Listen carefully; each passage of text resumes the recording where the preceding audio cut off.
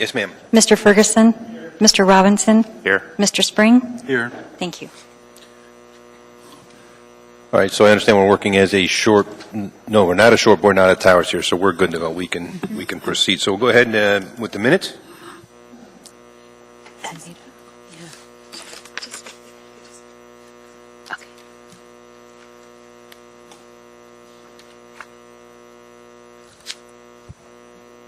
I have a motion approved by, I move to approve the minutes on the September 16th, 2013 Planning and Zoning Commission.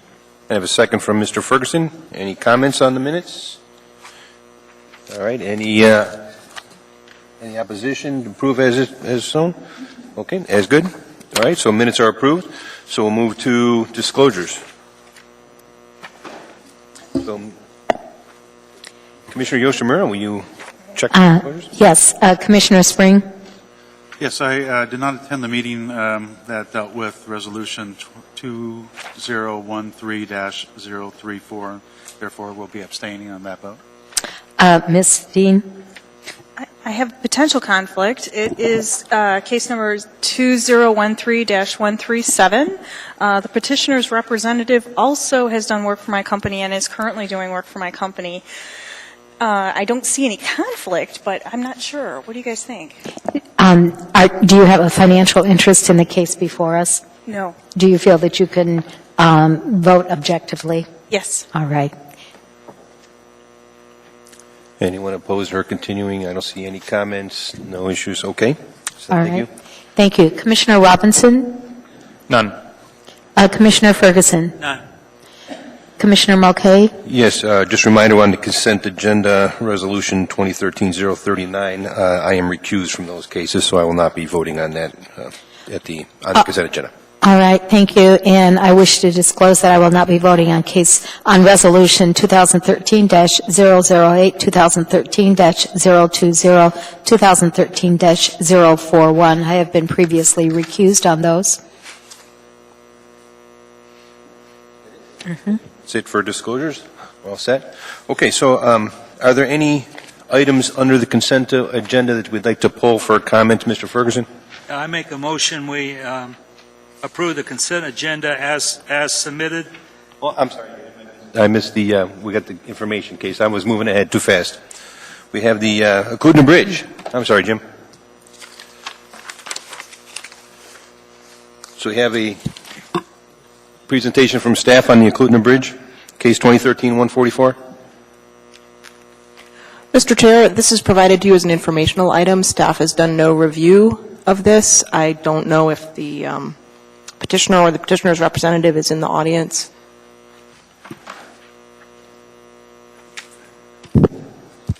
Petitioner's representative, you care to make a presentation?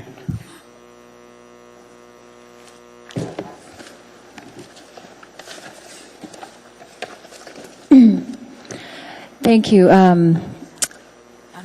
Chair Mulcahy, Vice Chair, Madam Vice Chair, my name is Juan Lee. I am with R&M Consultants, and we are representing the municipality of Anchorage on the Eklutna River Bridge Replacement Project. Concept report, informational item tonight. I have with me my project team, Rand Gaynor from the municipality of Anchorage. He's the project administrator for PM&E, and I also have Lance DiBernardi, the project manager for R&M Consultants on this project. So just to give you a brief on the project, we are currently in the concept planning phase of the project. We started at the end of the summer, starting in September. We've been working with area stakeholders, the Chugiak Community Council, the Eklutna Valley Community Council, the Thunderbird Heights Homeowners Association, Native Village of Eklutna, Eklutna Inc., as well as Chugach State Park and other agency stakeholders on defining the issues to be solved for the Eklutna River Bridge Replacement Project. As you recall, the bridge was built in 1935, and it's been in existence for over 78 years.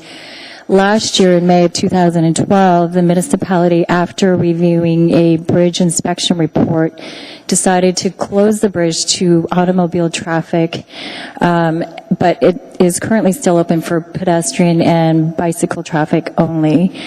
last year, the state legislature gave the municipality $14 million to replace the bridge as well as any of the associated improvements, including the approach roads on both sides of the bridge. That would be Denina Elders Road and Old Glen Highway at Aklutna Lake Road. And so moving forward, we will continue to work on the site assessments, surveying, geotechnical, preliminary engineering design study, and we hope to come back to you in the spring of 2014 with the preferred alternative. What you have in your concept report are bridge concepts and alternatives that we're working with the Alaska Department of Transportation Bridge Design Section on. They've come up with 4 different bridge concepts, all of which will solve the problem of replacing the bridge, once again, providing connectivity for residents, users, businesses to that area. And so right now, as we move forward, we'll determine what the best bridge option is based on the cost, the maintainability. As you know, Subursa has been maintaining the road since the municipality took ownership of it in 1985. And so their input is going to be very important in terms of what bridge can be maintained with the least amount of funding and effort in the next 50 to 75 years for the design life of the new bridge. Thank you. I see a couple people in the queue. Is that intentional there? So, Mr. Spring, Commissioner Spring, or you tried to clear yourself? Okay. Commissioner Ferguson? I do have a couple questions. And one of them, I'm risking the wrath of everyone here by raising this, and I apologize. I see that we're using the design criteria manual for the lighting plan of this bridge. I believe we now have an adopted rural lighting standard that takes the place of the design criteria manual. I would hope that this bridge uses the rural lighting standard for the lighting levels on this bridge on it. And I would hope that could happen without the normal amount of hoopla that we've had gone through here recently. Thank you. Through the chair, that's a great point to bring up. In the concept report, we actually lay out what type of road that the approach roads are going to be built to, and the standard is actually rural collector. And so even without the rural lighting standard that's being adopted currently, I believe, with the Assembly, we would still build the road to rural collector standards, which does not require lighting. Okay, thank you. I assume the alignment of the new bridge would be the same as the alignment of the old bridge? Through the chair, correct. That is correct. The exact same alignment. Has there been any thought of what the plan is to do with the old bridge? Through the chair, yes. Actually, part of the project and the funding that we receive from the state will require a environmental assessment, toxicology tests on the old bridge. As you know, 78 years ago, they did not use the same kind of standards we have today. There may be lead, there may be not, but part of the pre-construction activities will be to test the bridge and then remove the bridge before the new construction, and of course there's disposal as well. Those details are still being worked out, but we have all the funding to complete those tasks. I won $20 in the earlier conference here. I'll bet you $20 if it has lead. Question that it seems to be, I hope some thought is given to future utilities under the bridge that may not even be contemplated today. And I mean, the existing bridge may not have had utilities, water, sewer, telephone, fiber, gas, but I would hope some thought would be given to that going forward. No further questions. Thank you. Commissioner Robertson? Thank you. Just a question through the chair. The concepts, are they purely about what's sort of possible from an engineering and low maintenance standpoint, or are they attempting to sort of gauge what is sort of historic? I know there's some dialogue about the historic nature of the bridge and all that. Is any of it aesthetics, or is it purely an engineering question? Lance, did you want to answer that? My name is Lance DiBernardi. I'm the project manager for R&M. Through the chair, to address your question, most of the options are substructure related. It's how the structure looks underneath, below street level, for lack of a better term. And so we do have an option that's probably the more architectural, visual one. It's the arch, steel arch. It's kind of an update of the existing structure that's out there right now. But as with any steel type structure, particularly an arch, one of the things that was driving or consideration or disadvantages is the maintenance of this element. You know, an arch is visual pretty, but the ground and everything's kind of changed, the vegetation's changed. You really can't see that structure from the highway like you used to in the past. Mm-hmm. And so the thought currently is that we would do some kind of mitigation on the street level so that we would have some visual or some aesthetic components. We just didn't have a plain, you know, standard bridge, and put the investment where it can best be seen.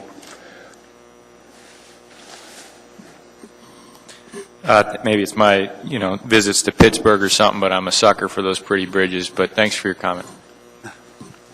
You do. Fast.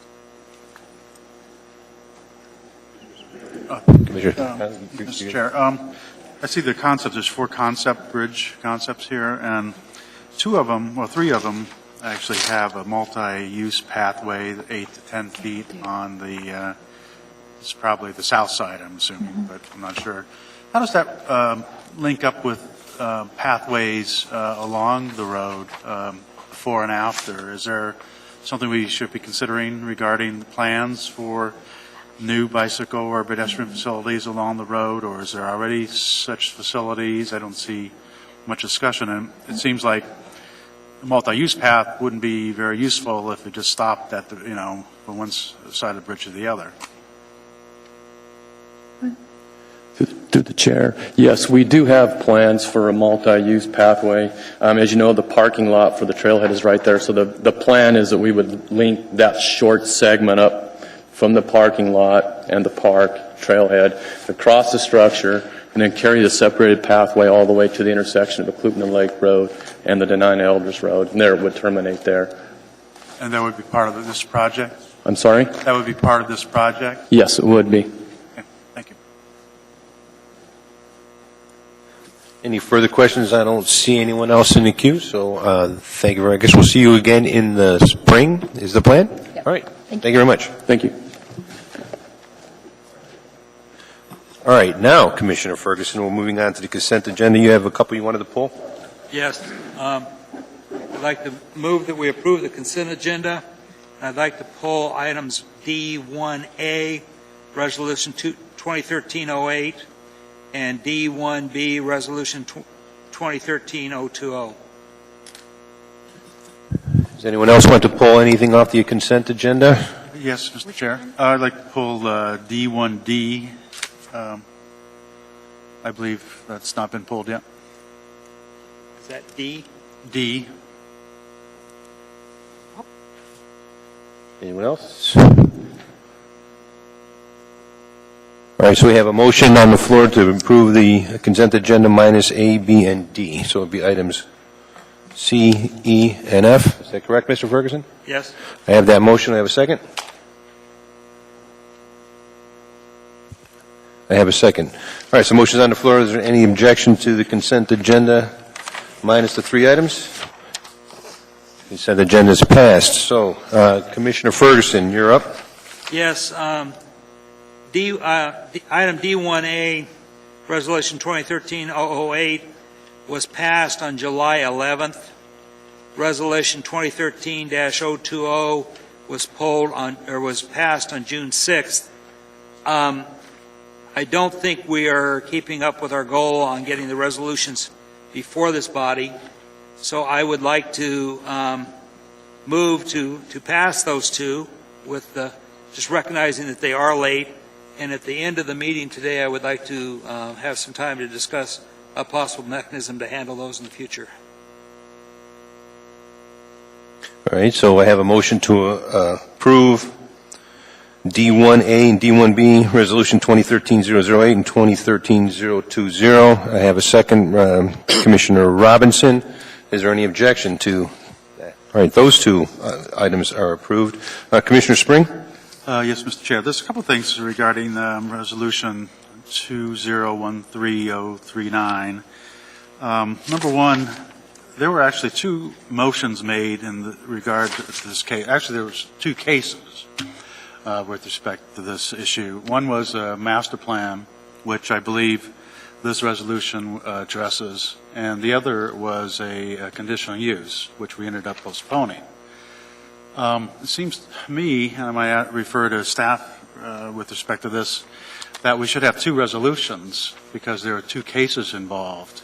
The only mention of the postponement on the conditional use is included in the findings, and a motion that was approved by the Planning and Zoning Commission shouldn't just be within the findings. It should be delineated somewhere formally as part of a resolution, I believe. And I'm wondering why we don't have that here.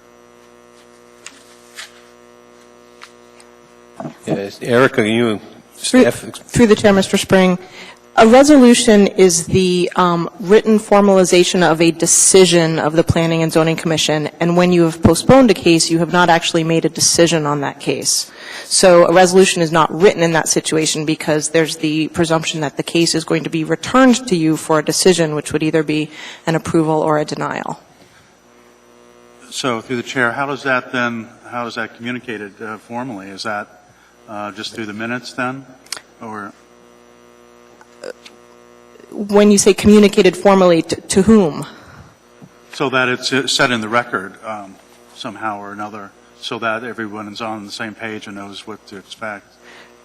It is recorded through the minutes, but the case is kind of on hold until it should come back before you. You did set a time. My recollection is that you said we want this to come back when they've received a DEC permit. So should that happen, the case would return to you for action and you would have a resolution. Should that never happen, the case will never come back before you and it will never be concluded and never have a resolution. Okay. Thank you. One other comment on this resolution. I'd like to add additional finding regarding one of the comments that was made during the public hearing and discussion regarding the fact that the master plan appeared to allow landfill uses within the entire master plan area, not only within the smaller conditional use site as proposed in the other case. And I think that's an important thing to communicate to the Assembly if they receive this as on an appeal, that's understood as one of the reasons. Also, I guess I don't particularly like the way the resolution was written. It sounds like typically resolutions are a little bit more formal and a little bit more tighter with respect to the wording and the findings. And I find this one just a little loose, and I know it seems like they tried to take verbatim our ramblings during the discussion, and I understand that that's how some findings are supposed to be made, is through the discussion. But you can't really, I don't really expect that the resolution is going to have verbatim wording as part of our discussion, and it should be at least somehow massaged so that it's more formal type of findings in the resolution itself. And I think that's true in most of the resolutions we get. I find this one is a little different with respect to the format and the way it's worded. So, should I make? Yeah, I'm not clear. You got it. I got some comments there. So, do you have a motion? Well, the last part of my motion, my discussion was just a heads up, I think, for the planning staff to try to take some of our wording and make it a little bit more formal and more consistent as far as resolution. But I do have a... Yes, well, look, if we're going to get into rewording this one, I probably need to hand the gavel off to Commissioner Yoshimura. We're going to work I this. want to make a motion for one additional finding, that's all. All right, I think I'd better hand this over to you, Commissioner Yoshimura, because I am not in this one. All right, so I understand that as a motion. Is that correct, Commissioner Spring? Yes, I'd like to move to approve it with the additional finding. All right, may I have a second? Seconded by Ms. Dean. Is there objection to the motion? Ms. McConnell, did you have a comment? Or are you still in the queue? I did have a comment, All right. Madam Chair. I believe Mr. Spring is interested in adding a finding, which he hasn't quite stated for us yet, and I just am asking him to confirm on the record that this is a finding that was made at the meeting, as he can't add new findings at the time of the resolution, so if he could just confirm that again, as he tells us exactly what wording he would like to add. Thank you. Yes, to the chair. Yes, it is it was a finding that was part of the discussion on the case, and as I previously proposed it, I could repeat it if you like. Please do. The finding would be proposed master plan. The master plan as proposed would allow landfill uses within the entire master plan area, not only within the smaller conditional use site proposed in the other case. And I don't have the case number, so I can't cite the case number, but I'd like that included. All right, thank you very much. Commissioner Robinson, are you in the queue? I am, Madam Chair. I'll support the motion. I guess I would just concur with Commissioner Spring's assertion. I mean, as he sits here talking and I read them a little more closely, I do find them almost hard to follow as findings. And I don't know if there's a need to pass this or a desire to sort of tidy it up a little bit. But you know, I know a couple of those comments came from findings that I made, and I don't like the way they are sort of reflected. But I don't want to sit here and wordsmith them right now. So perhaps if you'll allow a question to staff on whether there's an urgency to pass a resolution here this evening. Ms. McConnell? Madam Chair, Vice Chair, Commissioners, I can't speak for the petitioner. Well,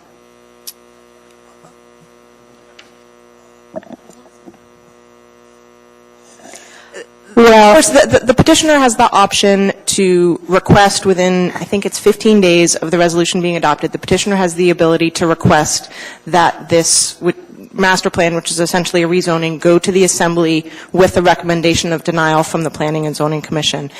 I cannot speak to whether the petitioner has a deadline or a need to move this along. But I would just say that if this resolution is not approved tonight, you would approve it we would rewrite it, you would approve it on the 18th, presumably, and that's when the time period would begin for the petitioner to request to go to the Assembly. All right. Well, given the fact that Commissioner Ferguson's comments that we've had some resolutions tonight that occurred in June and July, I don't think a 2-week delay in order to make the language more appropriate is an unnecessary hardship. So may I have a motion for a delay? Thank you. Commissioner Spring. Yes, I would withdraw my previous motion and make a new motion to send the resolution back for rewriting as discussed. All right. And Commissioner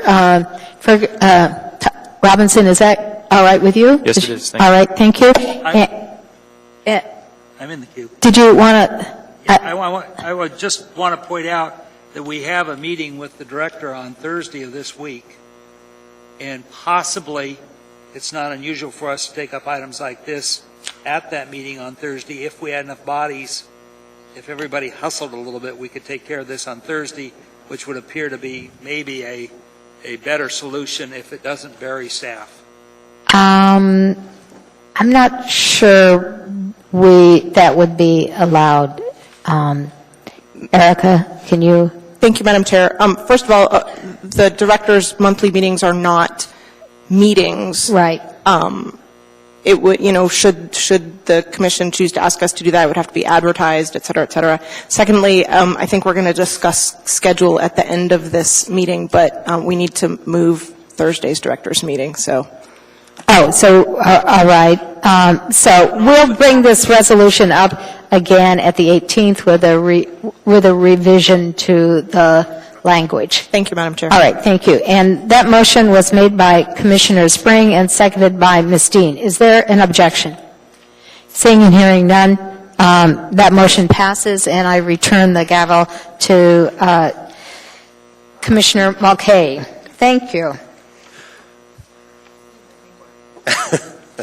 All right, well, I think we got through that one, so we're all right. All right, so where we're at then, we're up to introduction of public hearings, correct?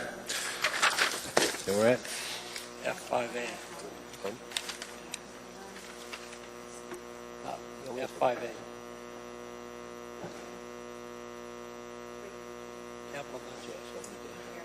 Capital budget. Do you want me to read this now? Or do you want to do, I can read it later. Let's do this first.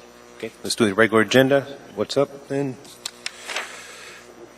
5A, General Government approves capital improvement plan, the capital improvement budget. Do we have a staff presentation on the capital improvement budget? Ms. McConnell, do we have a staff on the CIB? Oh, yes. Am I on? John. Yes, you're on. Mr. Chairman, members of the Commission, my name is John Cecil, new planner, so pleased to be here. Thank you. Staff does not have a formal presentation on the CIB. We did contact the Office of Management and Budget to see if they would have a representative here to give you that presentation, and they were unable to do that. So with that, I would stand for any further questions.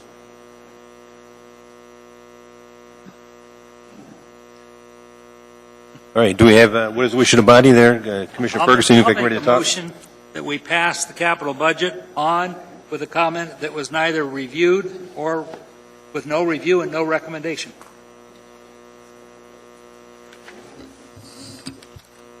I have a motion and a second. You want to discuss it, Mr. Ferguson?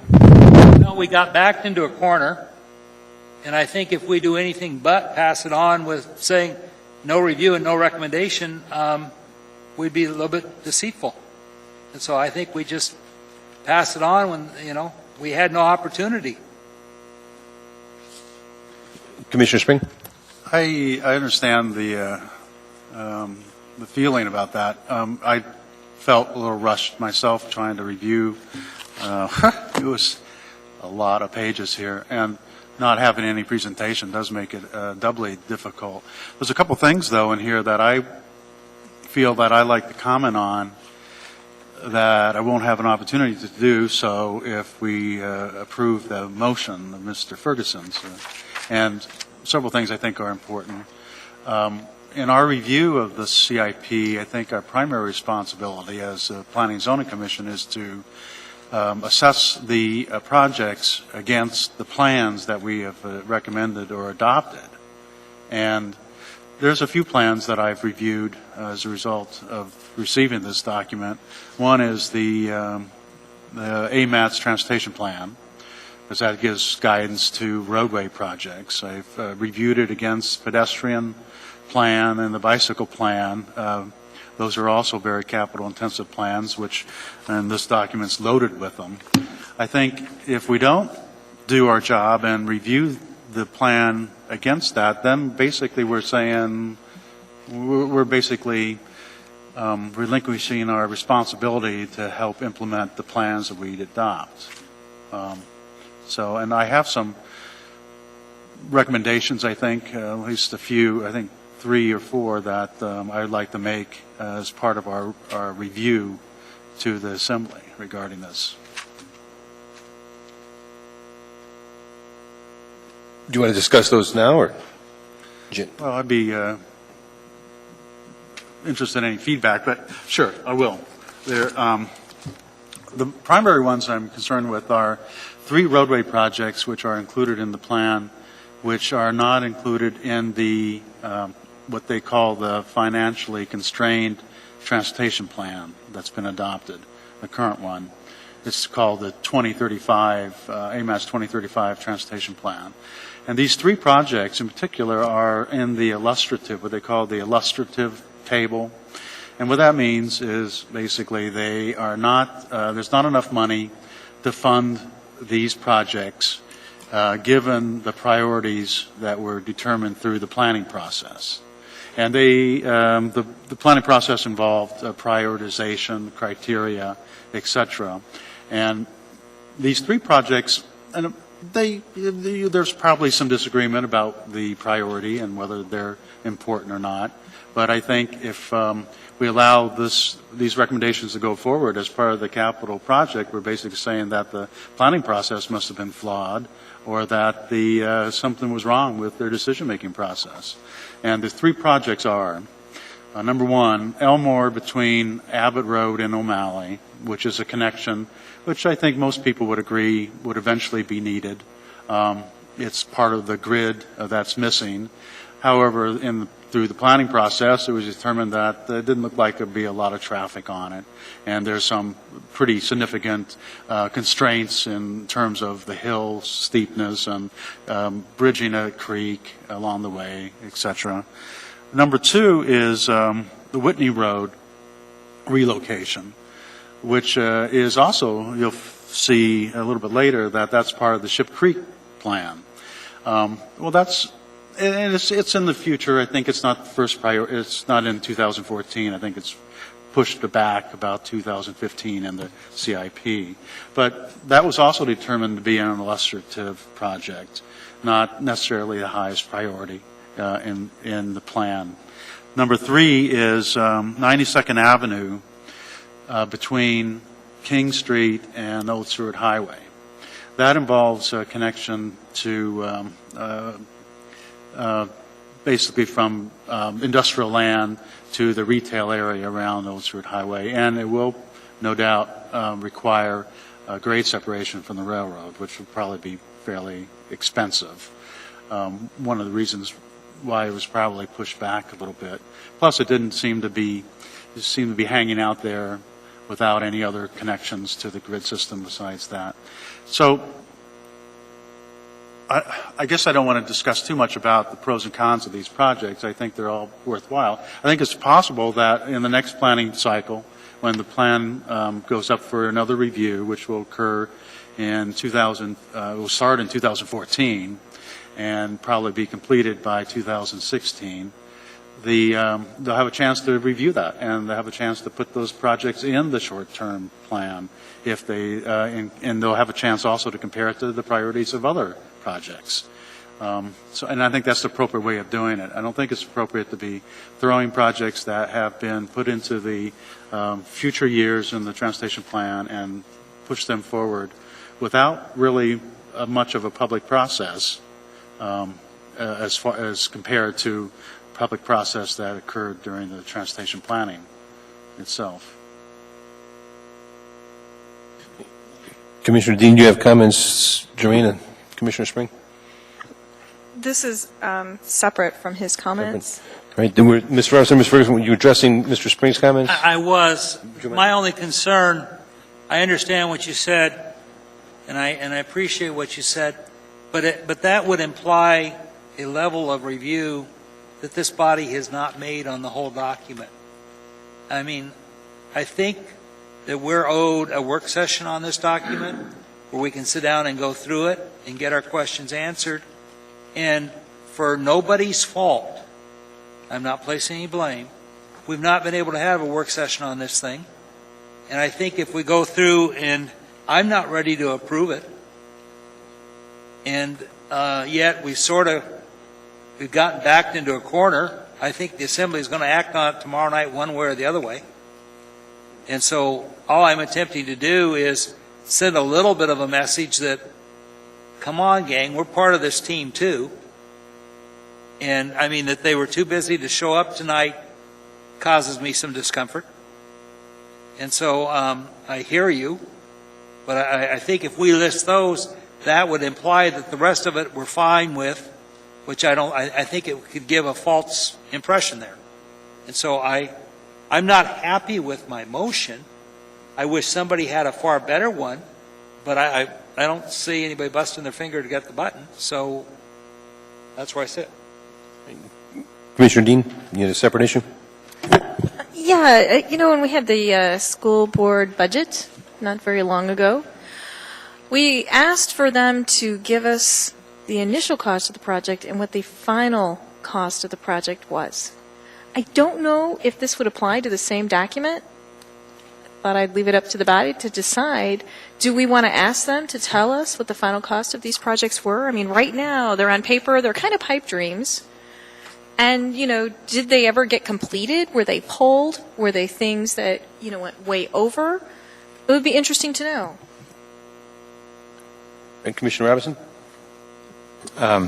Thank you. Couple comments. Number one, I completely agree with Mr. Ferguson's motion that there should be some statement of frustration that I think is echoed in the staff packet as well. I mean, I look at this as barely having been reviewed by planning staff as well. If you look at the chart in the beginning of this document, it talks about review of the CIB, CIP in September to commissions and the Assembly. Here we are in early November, which is clearly when it goes to the Assembly. That said, I want to acknowledge the work that Mr. Spring has just gone through, and so I guess I'll be advocating that we make both comments as sort of unfocused as it may sound, because I think his comments were very good. I'd like to add a couple more general ones, but I think by and large, my largest comment is, this thing gets thrown together. We don't do a very good job as a community of going through and understanding what we're doing in terms of implementing the comprehensive plan. I think Mr. Spring's, frankly, knowledge of the transportation system is what helps him do those reviews, but I never see any discussion in these documents on how we're doing implementing our comprehensive plan elements. We're about to hear tonight another proposal for the comp plan.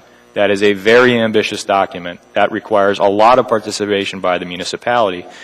I, for one, would like to see a little tab in here that talks about, capital projects furthering the comprehensive plan, or some sort of annual scorecard. I think I mentioned that last year, that talks about, how we actually are doing and how it happens really well from a transportation standpoint, or most of the time pretty well, with evidently 3 exceptions here.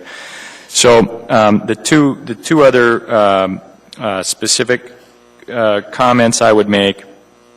Number one is I see some effort to do historic preservation, and my question for staff is, how did that get in there?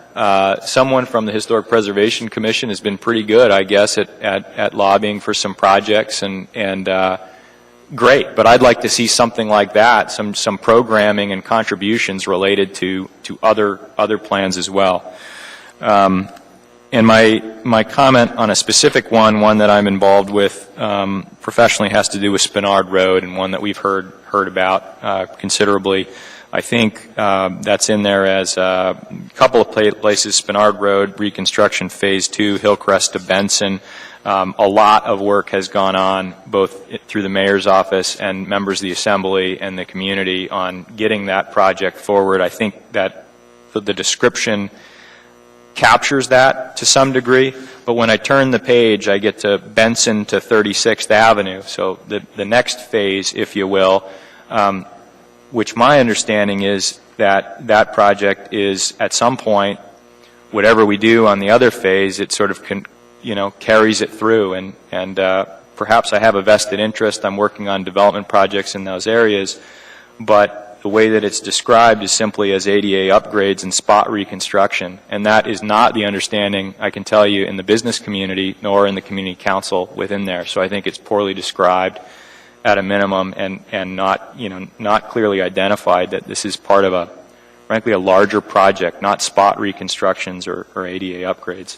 So with those comments, maybe incorporated, I guess we reluctantly move this document on.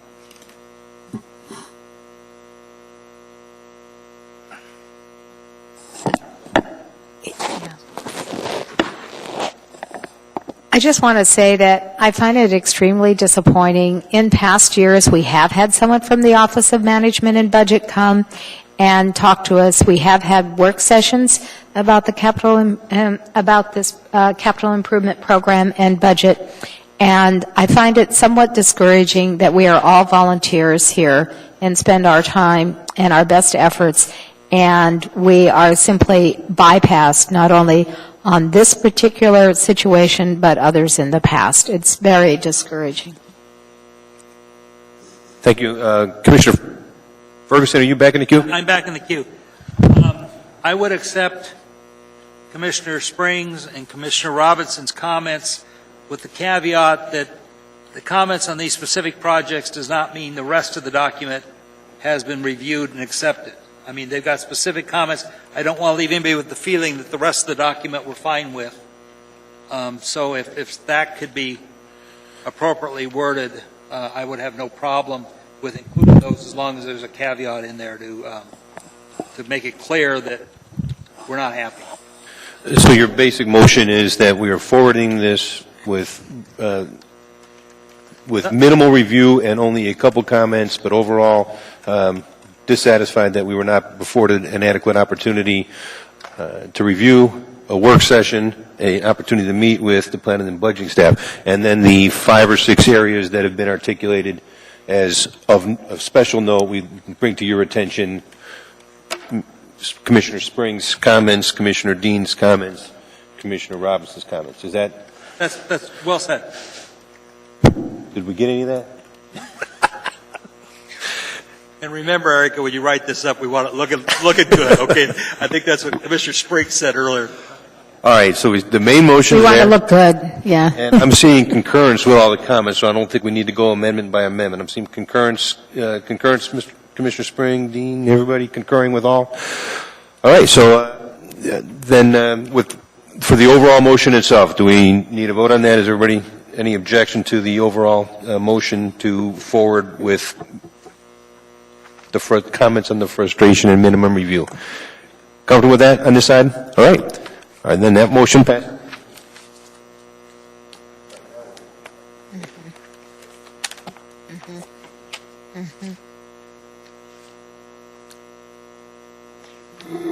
All right, so now we're getting ready for the public hearings. I've been all over the agenda here. All right, so the rules for public testimony. After the staff presentation is complete, we will then take public testimony. Persons who wish to testify will follow the time limits established in the Commission Rules of Procedure. Petitioners, including all representatives, have 10 minutes. Part of the time may be reserved for rebuttal. Representative of groups, community councils, PTAs, etc., have 5 minutes. Individuals have 3 minutes. When your testimony is complete, you may be asked questions by the Commission. You may only testify once on any issue unless questioned by the Commission.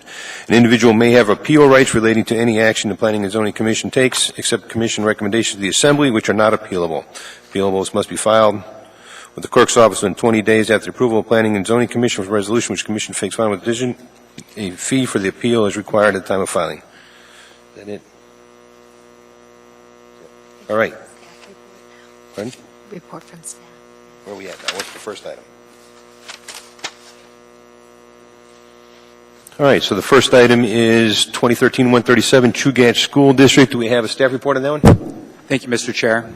The Chugach School District, Prince William Sound Regional School District, is requesting 2 conditional uses for a 28-student public school and a dormitory in the I-1 district.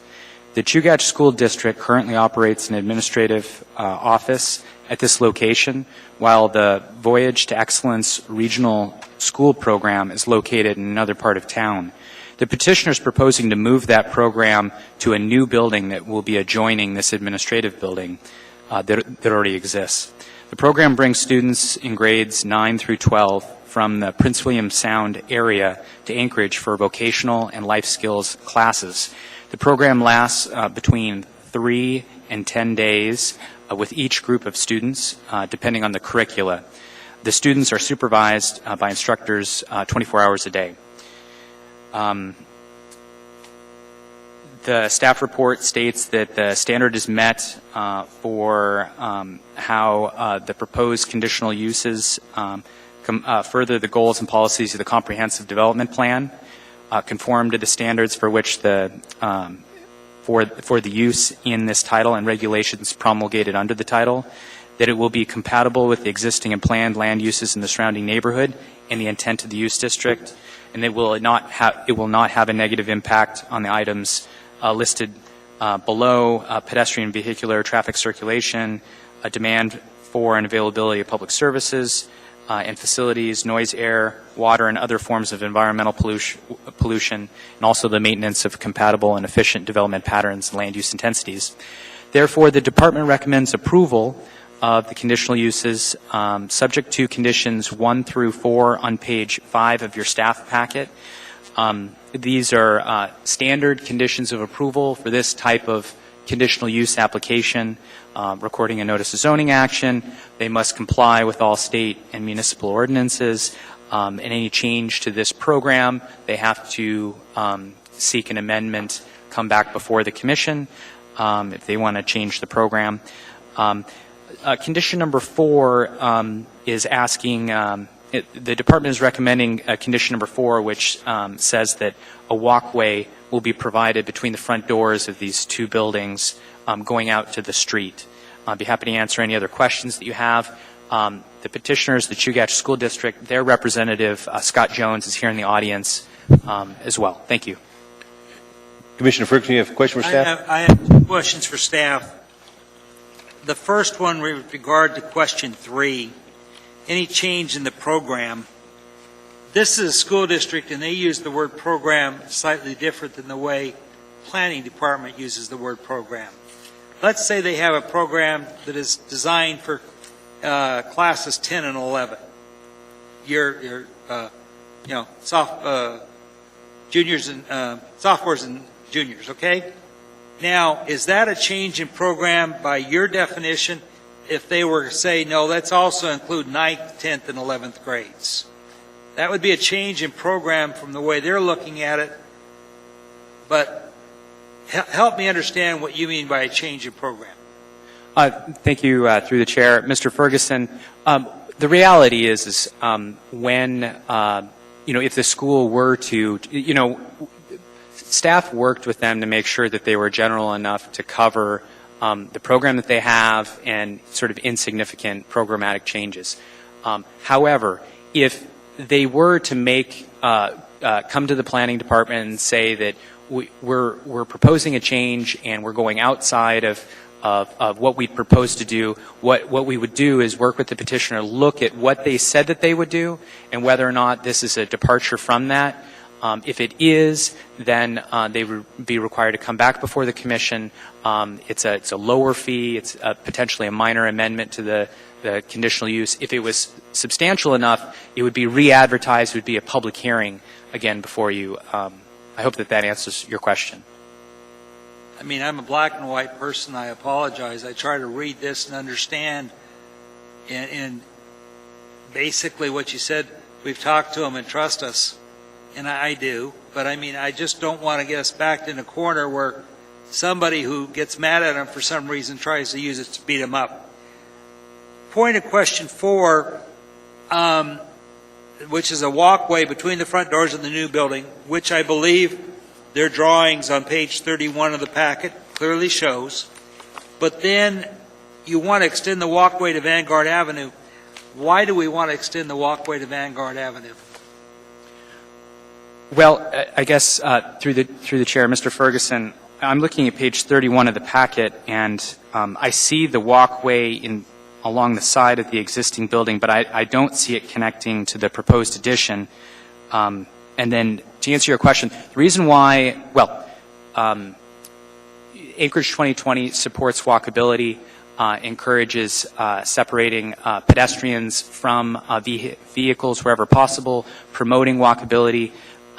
It's just good site planning to take to provide a walkway so that people wouldn't have to walk through the parking lot and in the driveway to connect to the street. This is a school, of course. Although there isn't sidewalks on either side of Vanguard Drive, there may be sidewalks one day. As you know, this area is a mix of light industrial, religious, commercial, office, but there's a substantial amount of multifamily housing and residential, and the proximity to the Anchorage or to the Abbott Road Town Center and all the commercial activities from the Fred Meyer down to Safeway and Home Depot, it just makes sense, even though the sidewalks aren't there now. That's not to say that they wouldn't be there one day. If we don't ask for the sidewalk now, we'll never get it. Commissioner Spring? Yes, through the chair. Can you clarify how many kids are supposed to be, or the maximum number of kids that will be at the school? I see in the recommendations by staff that you mentioned 28, and then appears like in the application they only asked for 24 slots. So I think it's important to nail that down so the resolution and the recommendations reflect the application. Thank you, Mr. Chair. I'm looking for the page now. On page 22 of your packet, Bob Crumley, he's the head of the school. He states that even though his application initially said 24 students, they would like for it to be amended. Their request is for 28 students.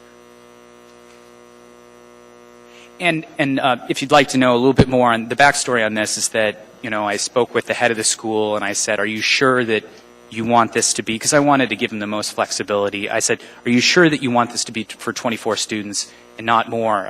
He said, yes, we're sure it's 24 students. And I said, well, what's the building design capacity?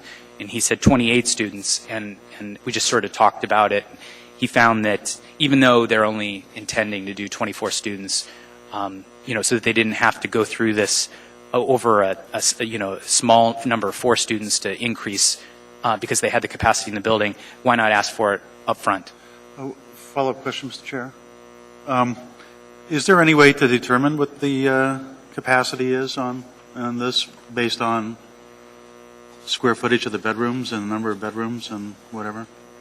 Well, that's an excellent question.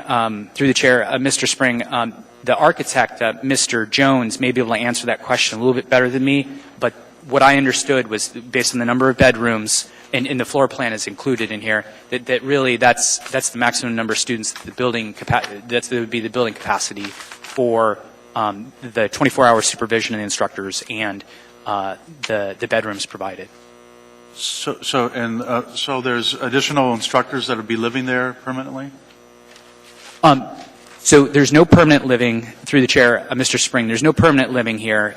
They bring students from outside, and they're supervised 24 hours a day, usually with 2 instructors, but at night it may just be 1 instructor. So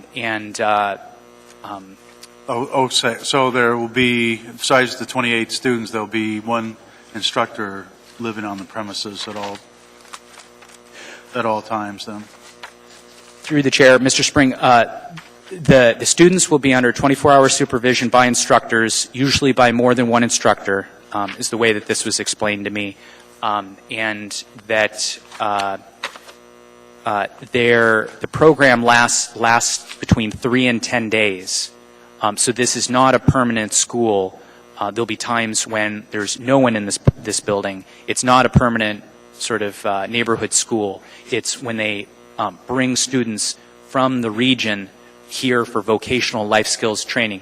My understanding is that they learn how to open up a bank account, they work on their resumes, learn how to apply for jobs. It's sort of a not your typical school. One more, this will be the last one. You're doing good. Is there anywhere in the narrative which discusses the arrangements for the supervision and the supervisor staying on site at all times? In the interest of time, can you return to me with that question? Maybe it'll give me time to look this up. But maybe we could continue. Commissioner Robinson? Thank you. Question, I find it odd that you can't put residential uses in the industrial zoning districts, but you can put a dormitory in there. Is there anything that requires, any standards that require dormitories or sort of this would affect as a residential use, albeit short term, to have any sort of open space associated with it? This question. Through the chair, Mr. Robinson, I'm not sure if I understood the question correctly. There is a multi-purpose room sort of within the building, but they have a very, on page 21 of your packet, it shows what their daily routine is. And many times they're going to be off-site, taken to like job sites. But there's no intention to have for there to be a playground for this high school type vocational school. Okay, no, yeah, I wasn't asking if there's a requirement for a playground, just a requirement for open space like there is for residential uses in the code. So no is the answer? Yeah. Okay. And what's driving the parking at this site? These are all 24 people being brought in from somewhere else that likely don't have, why are there so, I mean, to me, we're lacking open space, but we got plenty of parking spaces. What's driving it? You'd have to speak with the, they meet the parking requirement. I can't recall if it was exactly, or if they had, I don't believe that they have supplemental parking. It may be one extra space.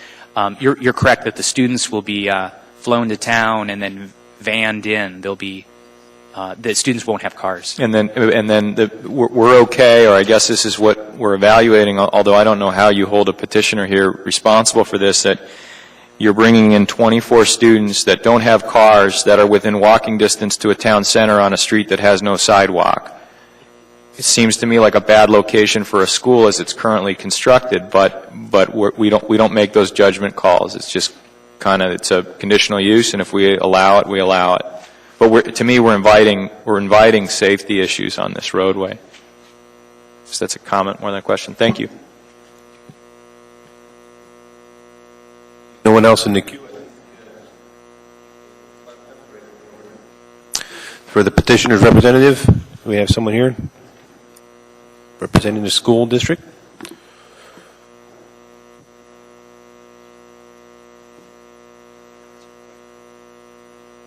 Welcome, sir. Mr. Chair, Scott Jones, architect, representing the school district. We also have Doug and Ryan here with the school district that could probably answer some of the more technical questions here about the program itself. Thank you for your presentation, Mr. McLaughlin. Just real quickly, and then if you want to revisit some of those questions, I think we could, because we, as you guys were talking there, we have some answers for you. Just to reiterate, the new building, the school portion of this, temporary school portion is 5,300 square feet. 28 students, I think, was discussed. 24 is the target we want to stay with. We want to be able to max out the facility. That just makes sense.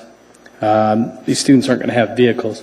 They're going to be under full supervision. At nighttime, there'll be adults, one of each gender at least, on site. The RAs will be on site all night long. So there's continual supervision. It's a 10-day vocational program, and they are, and help me out if I'm misspeaking, but they're not, there's no, it's full day on site, and there's not a lot of walking. There's no free time, and that's not part of the program. So I understand the concerns for the pedestrian hazards there, but currently there's no plan to have that pedestrian aspect of it.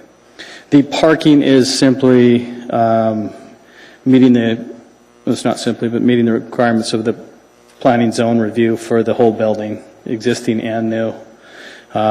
Mostly driven on the business load, the square footage of it. And we are, I believe it's 60, I think we have 2 extra spots.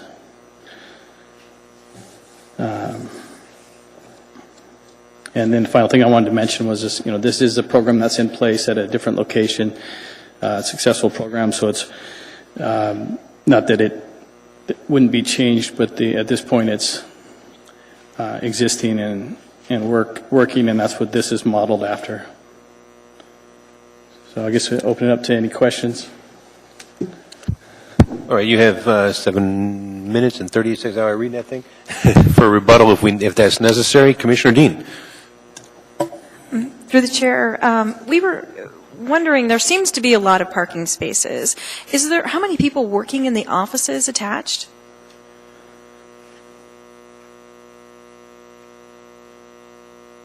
Far less than the capacity.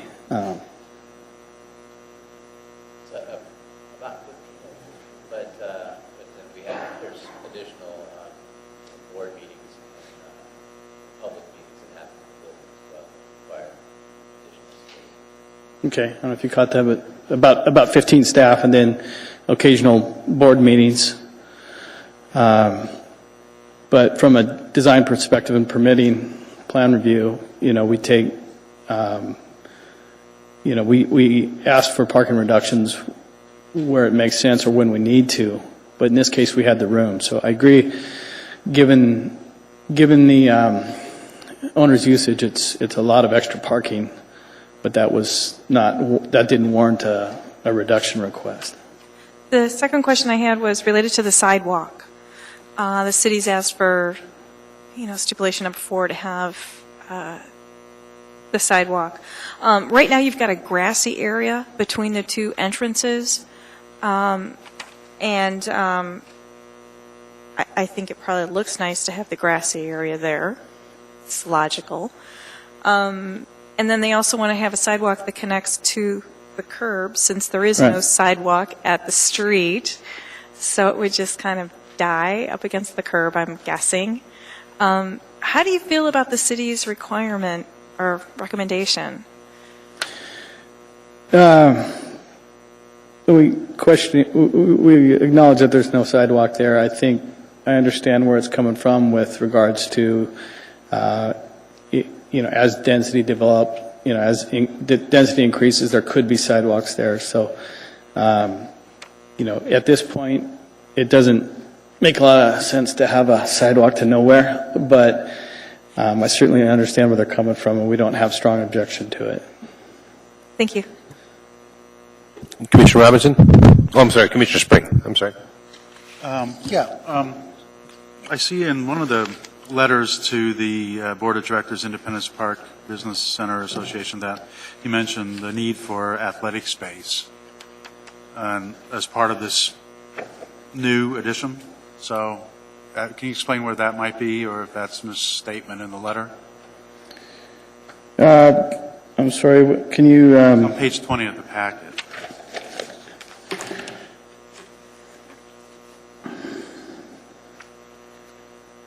You guys can probably help me out, but we do have a multi-purpose room that is would probably cover that athletic space, but you can. Right, and I think. Yeah, sir, could you introduce yourself? Yeah, sorry. My name is Doug Penn. I'm the district principal for Chugach School District, and this letter originally was written by our superintendent, and explaining the initial research. Of course, if we could have everything that we wanted, we would have lots of athletic space.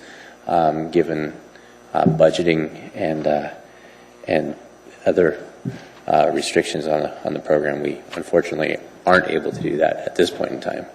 Perhaps in the future. So, one follow-up, another question, a separate question regarding architecture. And what standard do you use to determine the space requirements for the dormitory rooms or for each student? Is there a standard that you use, and what's that based on? And in this case, it's based on bed count. So they're tight 10 by 10 rooms with 2 bunk beds each. So we basically have 4 twin beds, and which far exceeds is a higher density than the code would require if we just took the square footage for our residential. And so if you're looking for what constitutes a required occupant load, in this case we were going past the square foot number and going to, 4 beds equals 4 students, 4 people. Maybe I'm misunderstanding the question. So each bedroom then would have 4 occupants then? Yes. In a 10 by 10 space, 100 square feet. So they have 25 square feet apiece. A little bit better than 10 by 10, but it's a temporary program. These students are not here full time, and I think it's the emphasis was not on housing or providing long-term housing. If maybe I'm inferring here, but you're saying that's a little crowded, or? Well, this seems like there is no real standard then that we can apply to reviewing the plans with respect to the square footage per student. There's, as part of the design, what's laid out there, it specifically focuses on oversight of the students. The hallways are lined up, the office for the administrative and the supervisor, the people that are there to make sure safety first, right? But I guess the point I'm trying to make is it's not about spending any time in the rooms. That's just a place to go to sleep. Because you're laying out this intensive program, and sun up to sundown, you got all these things, and then you just go crash. Right. The space there is designed to, as far as the students they don't spend. It's not like a dorm room where you would go back from classes and spend an extended period of time in those rooms. It's really students would be there. Really from about the time they're going to sleep until the time they wake up. But I guess my question boils down to, is there a standard in the building code regarding the number of occupants in a room? Take that one, the building code. Well, I mean, there's our IBC-driven, head count, occupant load. I don't know of a standard that, puts a limit on how many kids or occupants you can put in a certain amount of area, other than all the other fire and egress and exiting and all that. There's nothing that comes back and says how many kids you can put in a certain size room. As far as the, if you wanted to, I believe so. Like now, sardines or something. We agree it's a little bit tight, but there's also that's not the focus of the whole project, and there's other considerations, budget included. So there is room for a desk in these rooms, so that it's a bunk bed situation. But beyond that, I don't know of a standard one direction or the other. John, you're bringing me back to my days in boot camp. Thanks for that. Tyler, you up? I've stayed in worse. I guess that's where our questions are coming from. I hear that there's supervision and a pretty hefty program, but these are also young people, shall I say, in the big city for a shortened period of time and might want to get away and get outside. I think, could you please describe what is in sort of the northeast corner of the site? I see some landscaped area and some identified areas of snow storage, but what really isn't, it's kind of like a landscape area with a hole in the middle. What's going on with that? That's most all that area is part of the required stormwater drainage. So it's a collector. It's a rain garden, if you will, that takes the stormwater, designed by civil per whatever maximum load there, and then it's got a collector in the middle of it that is piped out to the street and actually physically connects with the city stormwater. So is it a non-smoking campus? Yes. Do you envision any time when students would want to go outside the facility just for fresh air or something? And if so, where would they go on this site? They just sort of hang out in the parking lot, or? Oh, this whole northeast quadrant is, it's a low slope, 1% to 2% grade grass. It's a seeded area, so it's basically a big lawn with that collector piece in the middle. So it's plenty usable. So usable, just not designed for people to really sit. There's no place to sit or congregate. You do not envision that as part of, if I'm in a 10 by 10 room with three other people, I might want to get outside and get some fresh air. You just don't see that as part of your needs? Well, let me try to address that a little bit too. Yeah, first of all, I guess the students, when they're there, are not spending their time in the rooms beyond sleeping. So they're, I would say, their awake time, 95% of that awake time is spent in the other areas of the facility. Please use the mic. Yeah. Okay, yeah, Thank sorry you, about Commissioner. that. Sometimes my voice is a little loud for microphones, but but as far as getting outside, as Scott said, the lawn or area can be a usable space. We might have some chairs or a picnic table out there that students can sit at. But the reality is a lot of the times when they're here with us during the school year, that all that area is covered in snow. The students spend the vast majority of their time inside and working in the classrooms when they're in one of our programs. Or something else to stress is that again, this is a facility where students come in from rural areas and they're spending time job shadowing and out actually at job sites. So I'd say almost 50% of our programs facilitate getting kids off of the small campus and into the work community. So we use vans to shuttle them back and forth from different work locations. Thank you. You bet. One simple question. You've stated there will be one instructor of either sex at night plus the RAs, so I'm assuming that's 4 people. I don't see any. Where do those 4 people spend the evening?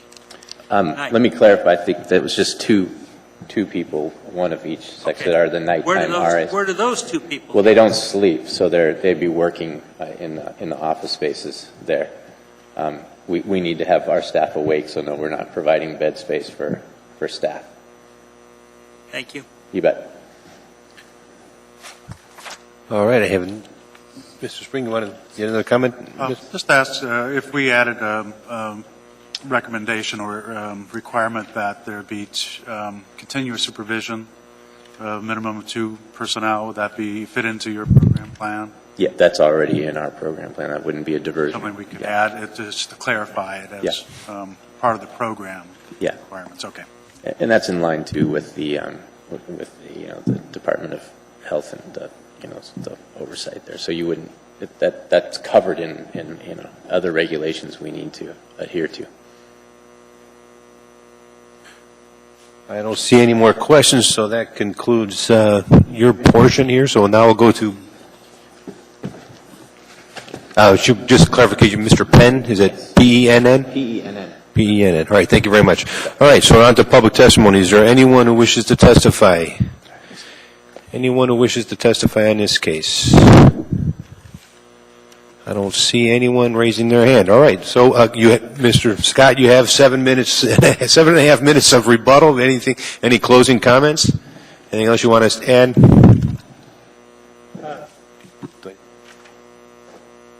No, sir, nothing further. All right, so the public testimony is closed. So what is the wish of the body? I have a motion, Mr. Ferguson? Yes, in the matter of case 2013-137, Chugach School District, I move we approve it, including the staff recommendations 1 through 3. On staff recommendation 4, I'd like to reword it to provide a walkway between the east front door of the new building and the existing building, put a period there and delete the portion concerning the walkway to Vanguard. And 5 would be add a condition that continuous supervision of this facility when students are present is a requirement. Clarify that, even though it's someplace else, I think we want to put it here. Continuous adult supervision. Adult supervision. Adult staff supervision. All right, I have a second from Ms. Dean. Do you wish to make any comments, findings? I believe that we need this kind of a facility. I think this is a reasonable place to put this facility. I think they've answered our questions. And I think it would be an asset to the community. Mr. Spring? I'd like to propose an amendment, and I guess this goes back to something that has been bothering me about the inconsistencies of the findings or the recommendations by staff. And sometimes we receive recommendations on conditional uses, the majority of them, which specify the actual plan that we're approving as terms of the sheet number and the date and the source and that type of thing. And Then other times we don't. In this case, we received just a recommendation to approve the application and the associated plans. And I'm not sure if that's really a problem, but I like to nail things down a little bit better than that, to have specific reference to plans that we approve so that it's never any doubt about what we approved. And somebody can always go back and look at the sheets and references in the conditional use approval and know what's been approved. And it just seems like it's more straightforward than that. Would you approve the plan as covered in pages 1 through 75 of the staff packet dated November 4th, 2013? Through the chair, I would accept that, and I would also encourage those staff in the future to specify plans and make reference to specific site plans and elevations that are included in the packet as part of the recommendation. But I think that's a good compromise at this point.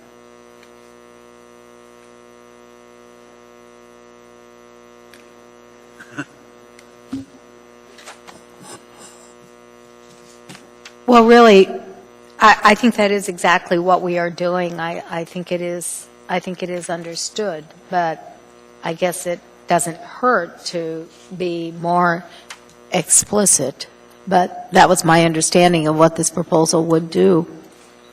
Yeah, I'm not sure I'm seeing the lack of specificity myself. I mean, it's in the packet. It's case number 2013-137, which covers the enclosure. So I'm not clear on I'm not seeing the issue. Go ahead, Mr. Spring.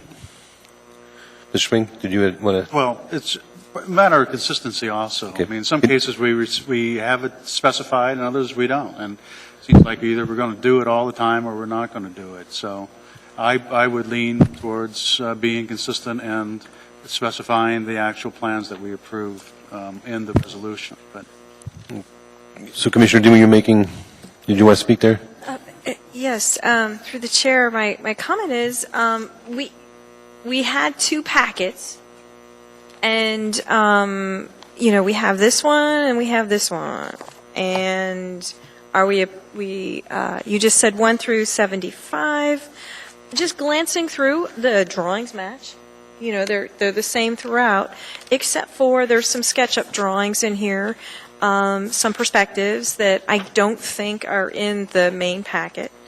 But I do believe, for the most part, everything does match across the board. But there are times, you're right, that we do get a separate supplemental packet that may or may not be the same information that's in the main packet that we received from the planning department.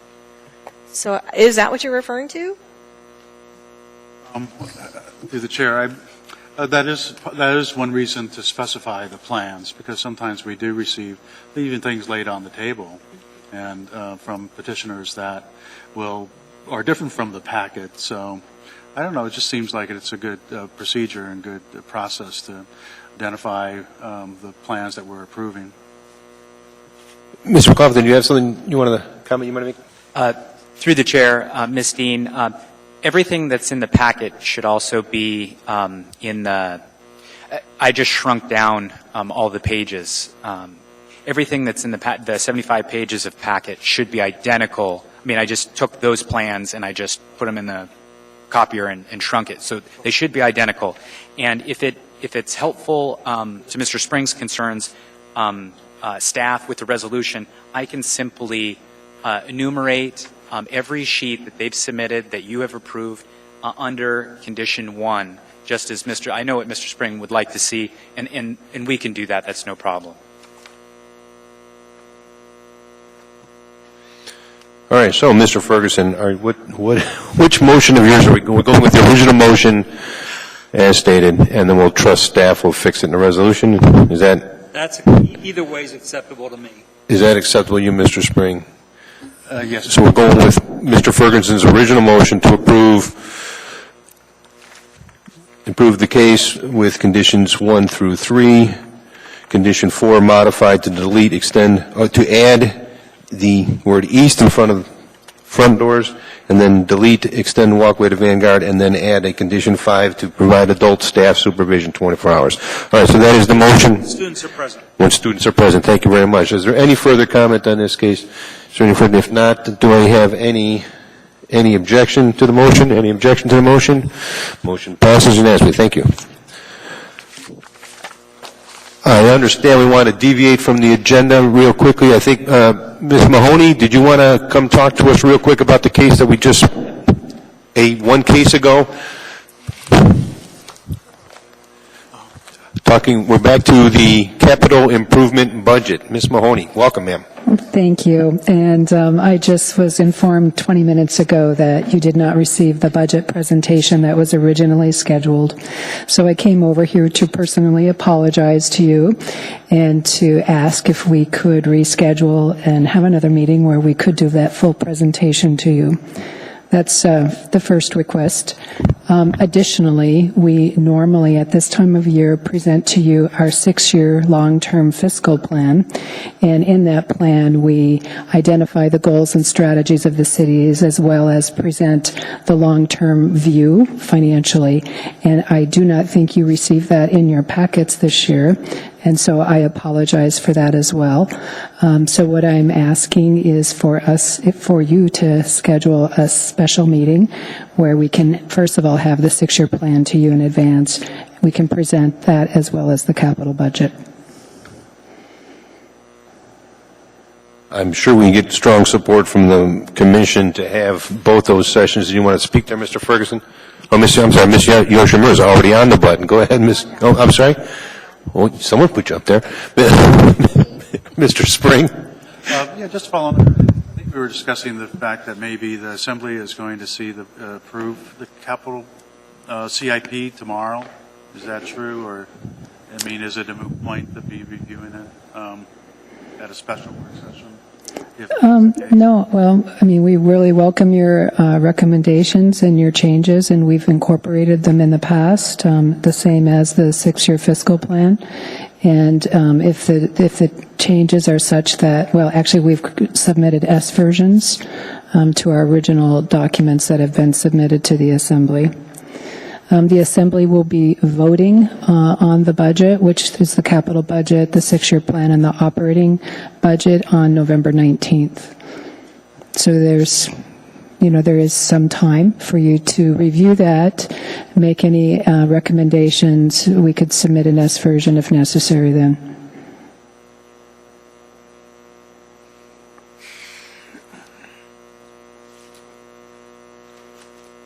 I'm going to bite, Peter. We had it on the agenda. We handled the item. I think we're past that point. I really am. And I mean, I appreciate you coming down, but I really think that we handled it, and we're beyond that point. And Commissioner Yoshimura? Well, thank you very much for coming down and making that offer. And I think a little more education and dialogue is always very beneficial. And so, as I understand the agenda, Erica, did you make a comment earlier that the directors' meeting on the 7th has been canceled? Through the chair, Ms. Yoshimura, the staff, there's been a conflict has arisen, and the staff will not be able to come on the 7th, so we do need to reschedule that. And what was going to happen at that meeting was a kind of a work session with the Fairview District Plan people. So perhaps it would be possible, Commissioner Mulcahy, Chair, to see if Ms. Mahoney could come on that, since it's already been on our schedule.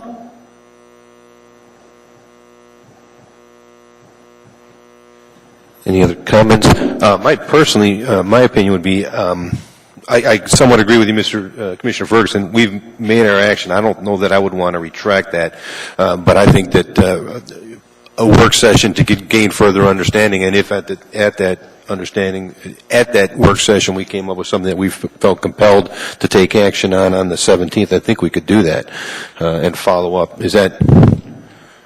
I want to learn more about these documents that we're talking about here. I think, and I'd like to take her up on the offer. And it's a shame we didn't get that done this year in time to have full impact. Does that make any sense?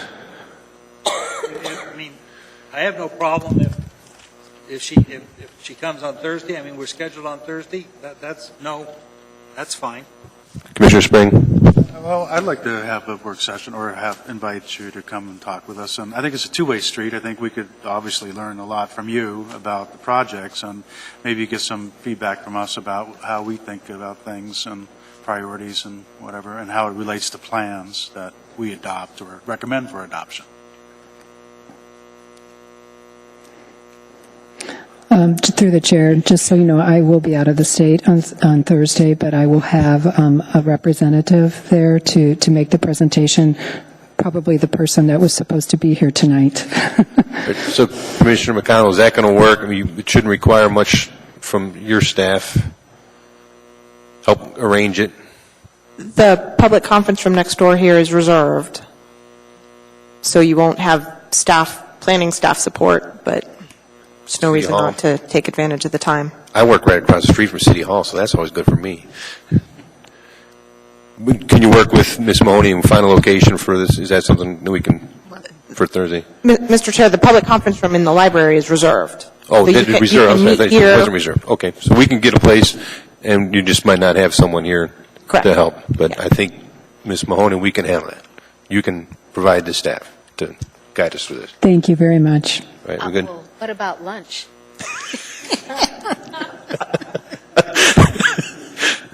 I will bring my own. I can handle lunch. But we'll let Ms. McConnell and Ms. Mahoney figure that out. Okay. I don't see any further comments or any questions for you. So thanks for coming down. I really appreciate that. I wish we'd coordinate a little better sooner. I really apologize. I'm sorry. And we won't see you on Thursday, but we'll see your staff on Thursday and learn more about the document. Thank you.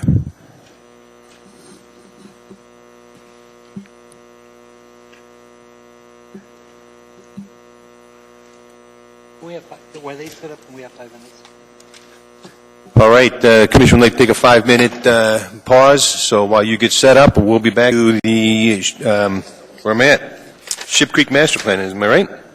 Master Plan Review, Ship Creek Master Plan. Staff, who we have from staff? Do we have a staff presentation? Again, Mr. Cecil. Yes, good evening. Thank you, Mr. Chair, members of the Commission. John Cecil again, presenting on case 2013-138. So the purpose of this presentation is to briefly highlight the Ship Creek Development Plan. And as you know, the municipality's planning division reviewed the proposed development plan to support your recommendation to the Assembly. Just briefly, this is not the first time that the Ship Creek area has been considered for redevelopment. In 1991, the Department of Economic Development and Planning prepared the Ship Creek Waterfront Land Use Plan, and that plan has been adopted and incorporated as an element of the comprehensive plan. Now, the Mayor's Office, through AEDC, has contracted with the consulting firm of Kling Stubbins to prepare the Ship Creek Development Plan. The Planning Division acknowledges that this new plan brings forward a visionary concept for the Ship Creek Basin based on ideas and design principles that reflect updated market data and public input. The Planning Division has recommended the master plan be renamed to the Ship Creek Development Plan and that it amend but not replace the existing 1991 plan. It's our opinion that it would be an oversight to replace the 1991 plan in its entirety because the proposed development plan does not include all of the study area from the original plan.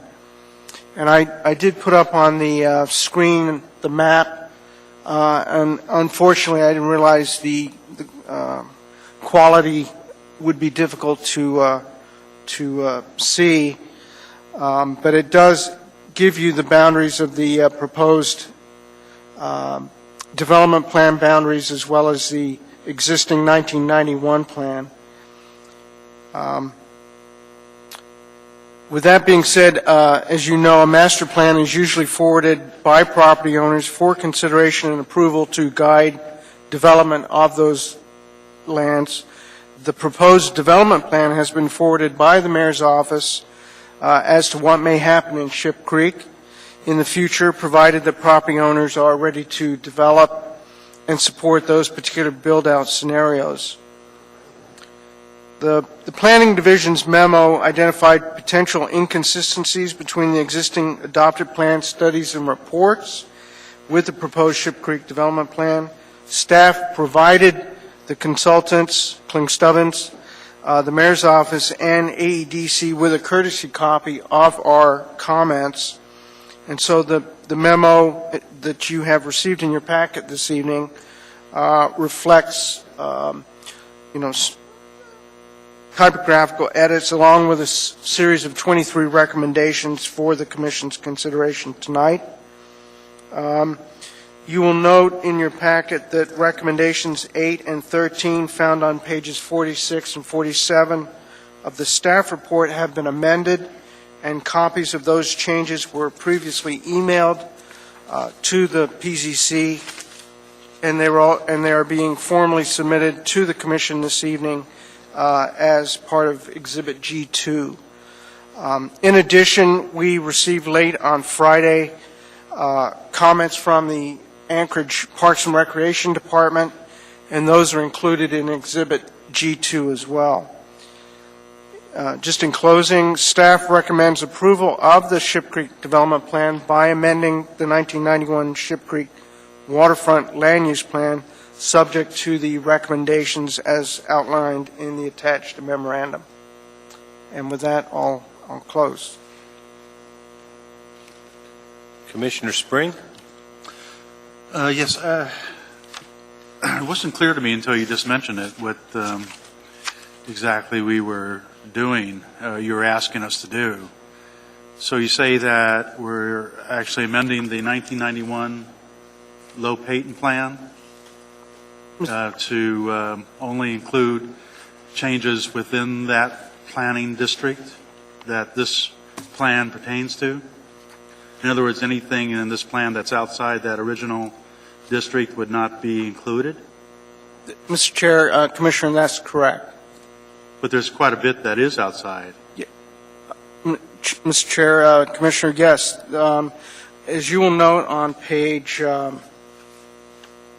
think it's 6 of your packet, there should be a color copy of the map, and the blue outlined areas of the map show the existing 1991 plan, the Waterfront Land Use Plan, which the proposed development plan from Kling-Stubbins is outlined in red.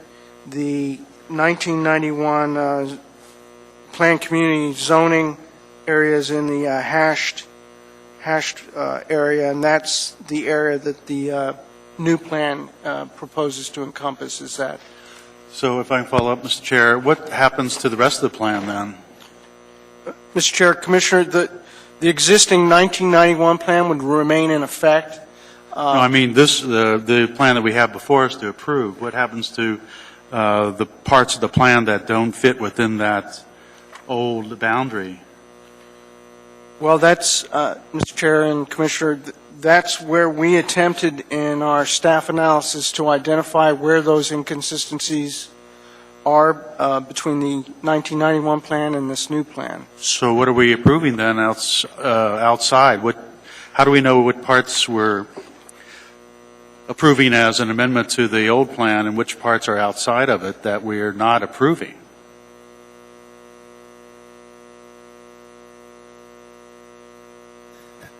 Carol Wong with the Planning Division. Geographically, this plan before you this evening would be covering the area outlined in red and in the pink hatch mark areas.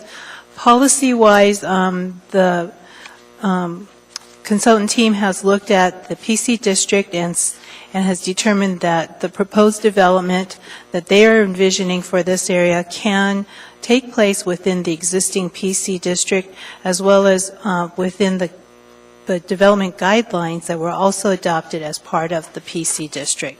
So the only difference is that between the LOPAN plan, which is in the area in blue, the amendment, if you choose to forward a recommendation, would be for the portion that covers the LOPAN plan that is in the red outline.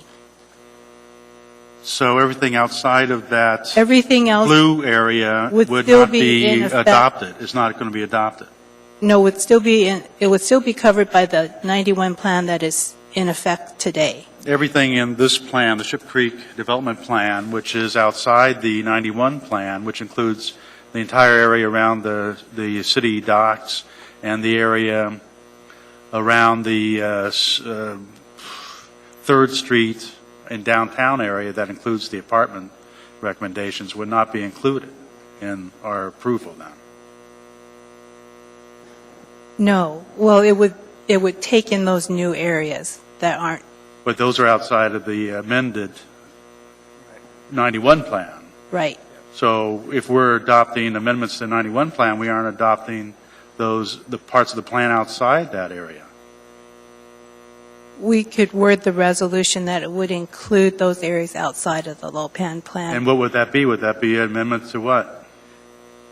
They would be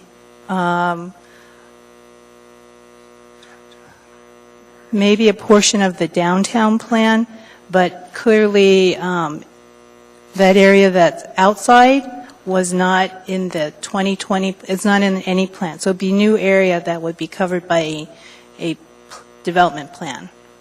Would like into that the water? So you're saying then everything would be a district plan or an amendment to the comprehensive plan? Yes. This is basically, the whole thing is an amendment to the comprehensive plan, and only the sections within the blue area, that overlap the blue area, would be considered an amendment to the 91 plan. Yes. So this is a district plan that we're amendment to, or an element of the comp plan. Through the chair, yes, it would be an element of the comp plan.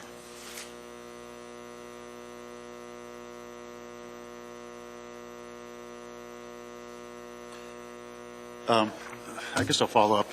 Nobody else has any comments. Well, I was reading the Title 21 district plan requirements, and is it your opinion that this meets the requirements for analysis and that the Title 21 requires of district plans? Through the chair, my understanding of that section of district and neighborhood plans are to guide plans that are forwarded by the community council. So you don't have to, so city wouldn't have to comply with the requirement to have analysis and adequate analysis, a sufficient level of detail or analysis. Well, and so there'd be two standards for district plans then. Through the chair, what we've tried to do through our time with this document is to go through the plans that have been adopted by the city and compared how this plan is consistent or not consistent, and pointed that out in the staff report. So we went through the 2020 plan, the downtown plan, the Government Hill plan, as well as the bicycle and ped plans. Everything that could pertain to this area, we have tried to review for its consistency and inconsistencies. All right, thank you. Commissioner Ferguson?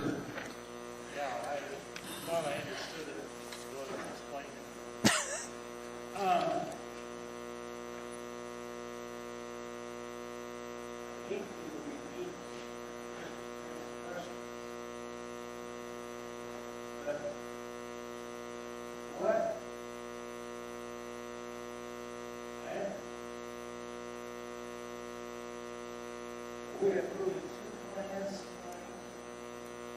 We approved 1 plan. I asked that because you have to say part of the comprehensive plan or would it have comprehensive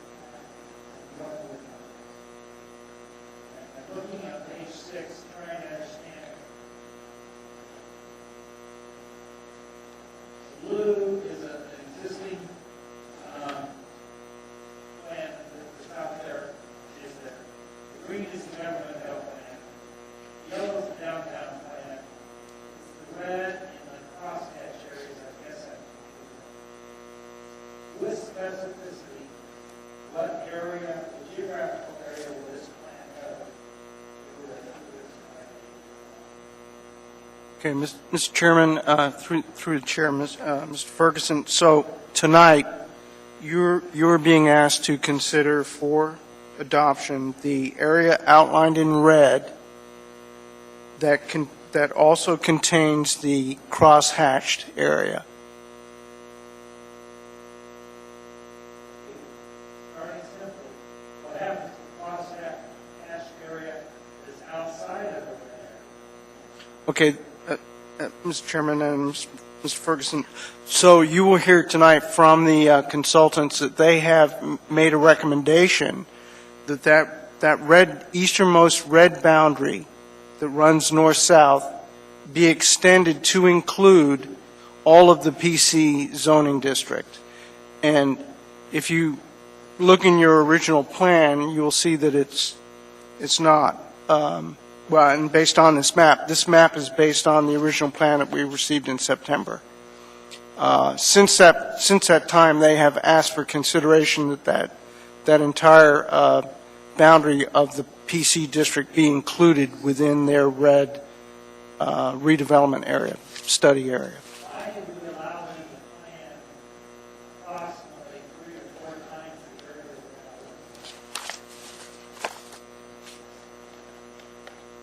How did that get out of control? We didn't rein them in. Mr. Chairman, Mr. Ferguson, I don't know that it was a matter of being out of control or reining them in.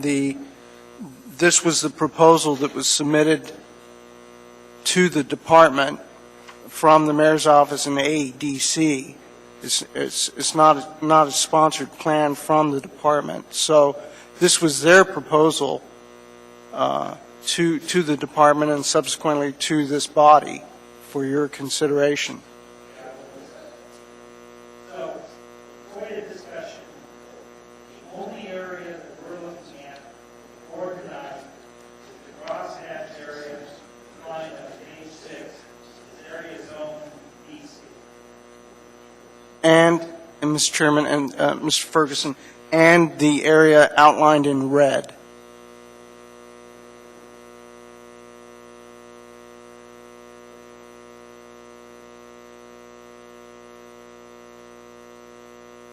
Does the area that's crosshatched, the area outlined in red, each have equal weight? Mr. Chairman, Mr. Ferguson, no, because the crosshatch area has the PC zoning district. Those other areas still within the red outline have different zoning characteristics or designations. We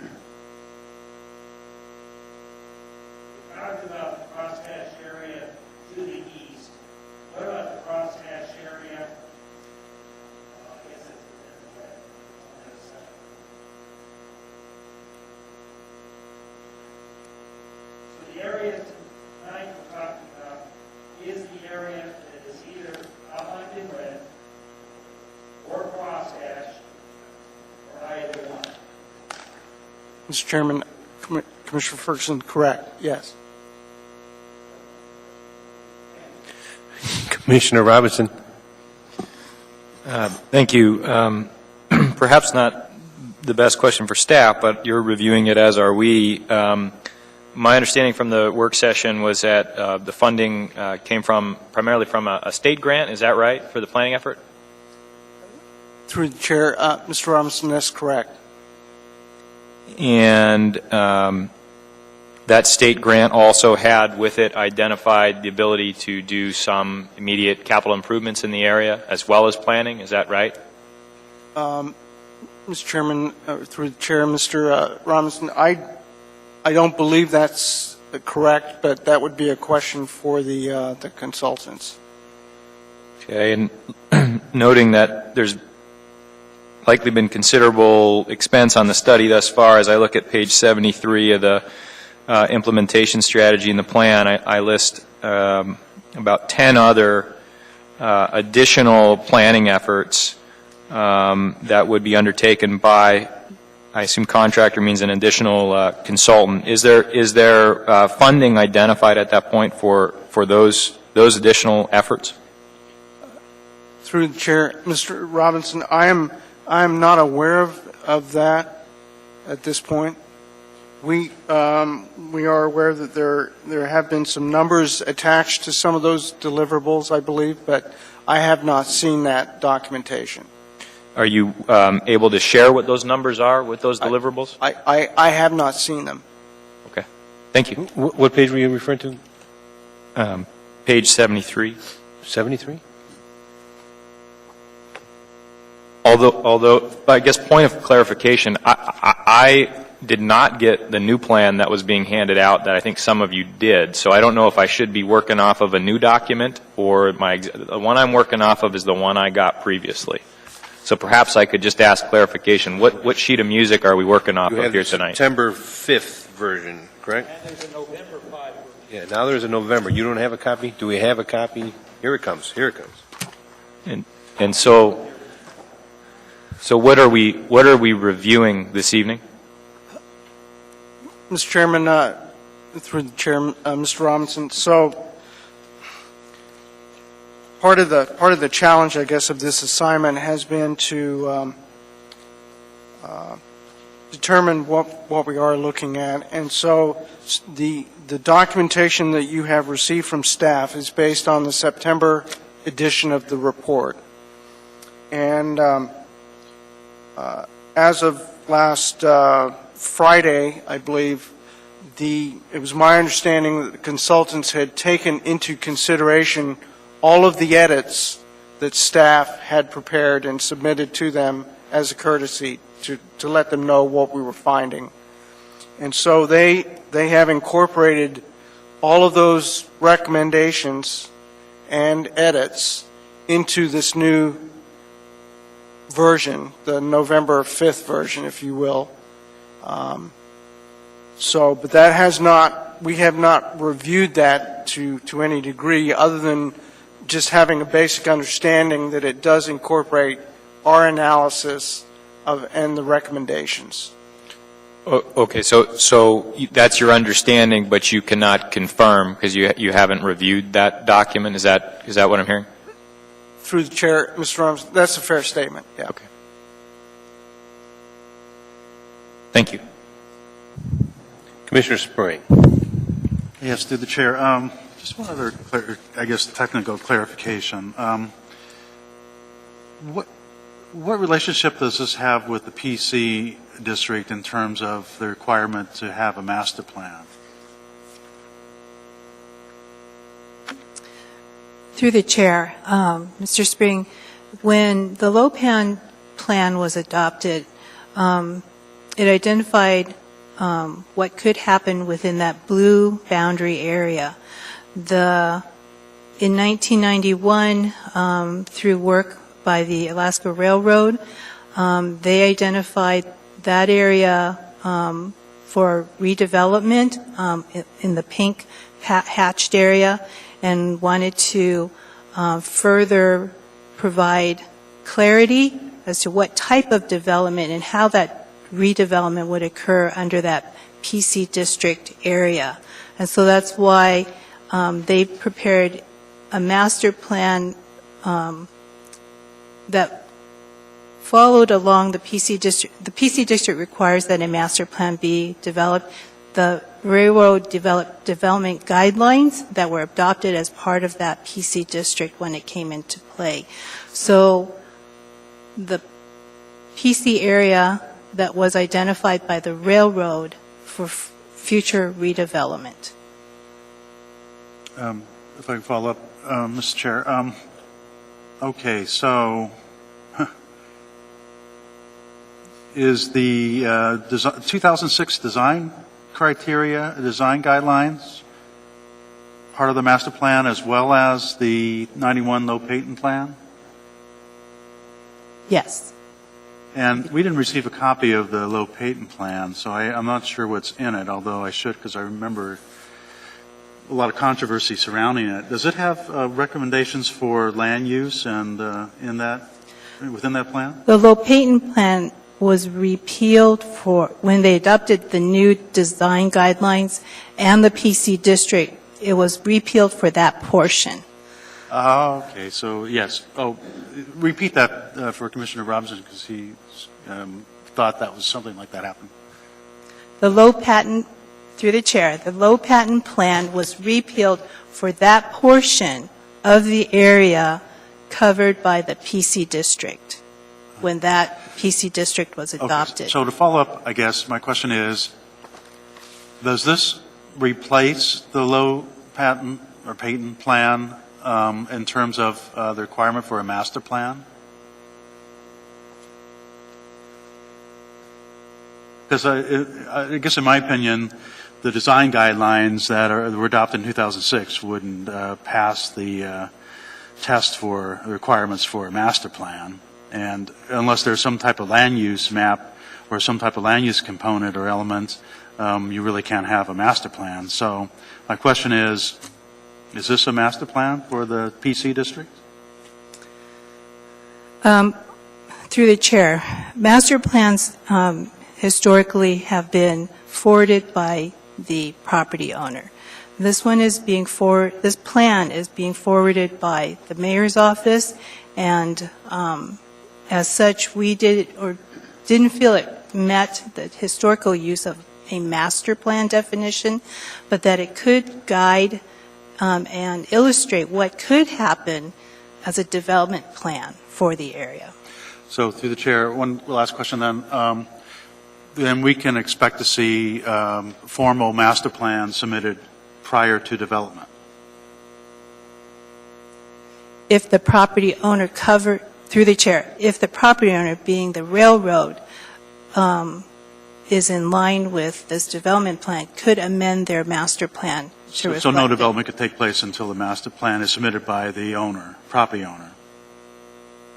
Or there might be small individual parcels that are not owned by a large property owner that could move forward if consistent with this development plan. Even though they didn't, so we have to, so I'm confused. Do we have to adopt the master plan or not here? This should be through the chair, this should be looked at as a development planned land use plan for the area that sort of illustrates what could happen there. They're not changing the zoning. The zoning of the PC district is still in effect. They feel that the development scenarios that are being illustrated here could occur within that PC district. The master plan that the guidelines that the railroad has adopted, again, have bearing on how to guide future development. Those two pieces are not changing. What is being forwarded here for your consideration is a development proposal of what could occur within that area.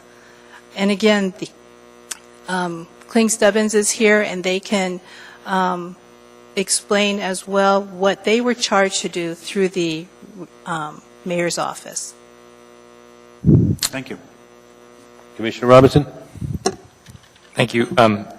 Just real quick, so what, Ms. Wong, what you just said, does that mean there really is no regulatory bearing that this plan has? Is that correct? It's not regulating any use or plan. It's just a framework for how things can occur in the future.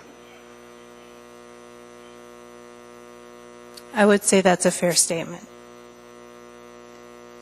Thank you. Just to follow up with that, but I think I just heard that it's a district plan, so it does have some bearing on particularly infrastructure that will occur and the public investment as recommended in the plan, the same as any district plan, and would have a bearing on land use recommendations that we might see in the future.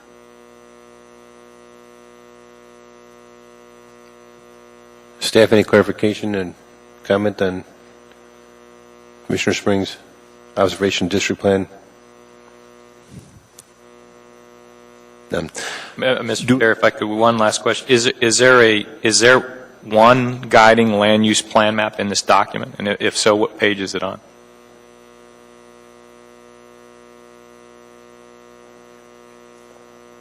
Mr. Chair, through the chair, Mr. Robinson, I don't believe there is one in this document, if I understand you correctly. Okay, I mean, that's a big question for the petitioner on when they come up. Thank you. So I have a question. Do we have other development plans, or is this the first time we're coming out with such an animal?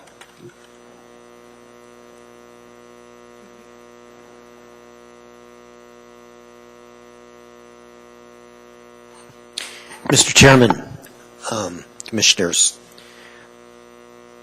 it'd probably be desirable to let you move into the testimony from Glenn Stubbins so they can present what they've tried to accomplish here. But it is the adoption of the Strip Creek Development Plan as an element of the comprehensive plan. It's complicated with respect to the Low-Payton issue, the railroad ownership issue. It has, you know, its boundaries were set by the initial proposal, so they worked within the parameters that they were given and the boundaries that they were given to present the plan. There are some overlapping, some minor conflicts that this generally is a development plan without a land use plan map per se that will require additional rezonings to effectuate. All right. I don't see any further questions, so I think it is time for the petitioner. Are you ready? Thank you. Welcome. Chairman Mulcahy. Good to see you behind there. We have a wall of boards here. Chairman Mulcahy and Vice Chair Yoshimura, thank you very much.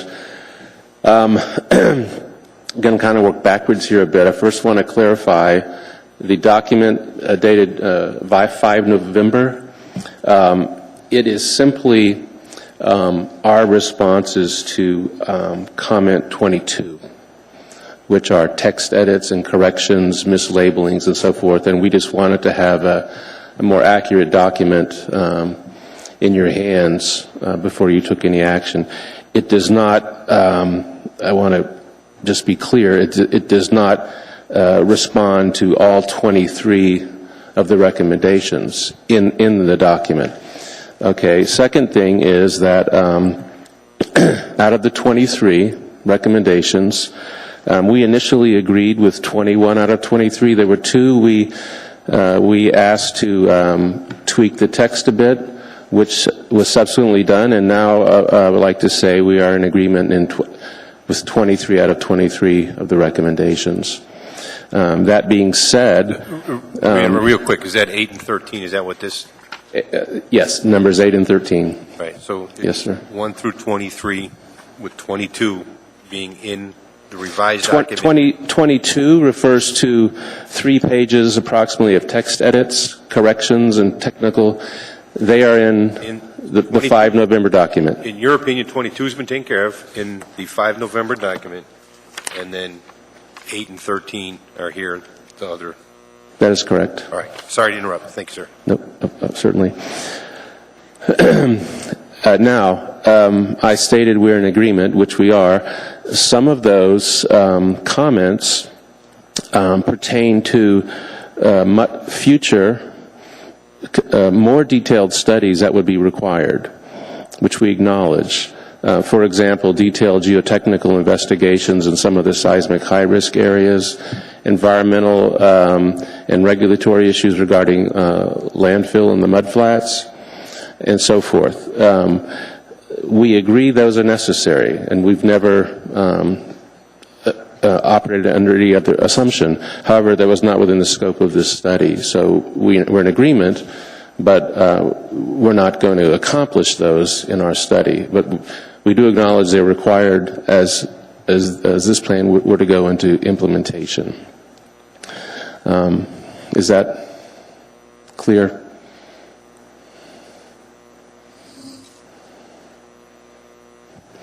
Well, I do have a issue. I'm sorry. Sorry, yeah, let's go ahead and with your presentation so we can try to keep time and we'll hold the rest of the question. So just a quick recap of the timeline. We started in March of this year with a week full of stakeholder meetings. Then we followed up with a week of public meetings and charrettes and work sessions. And then we had, we presented 3 options, which received quite a bit of public feedback and input.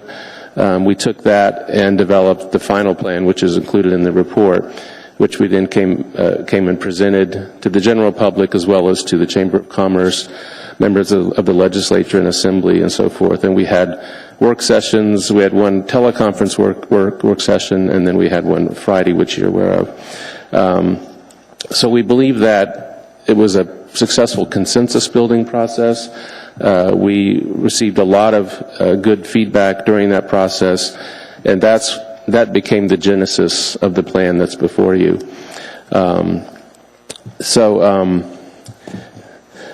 I believe you're familiar with the elements of the plan, so I'm not going to repeat those now. I just also wanted to clarify the delineation of the boundary, which was discussed. The red line boundary includes all of the large undeveloped railroad parcels that were identified by the railroad as potential redevelopment sites.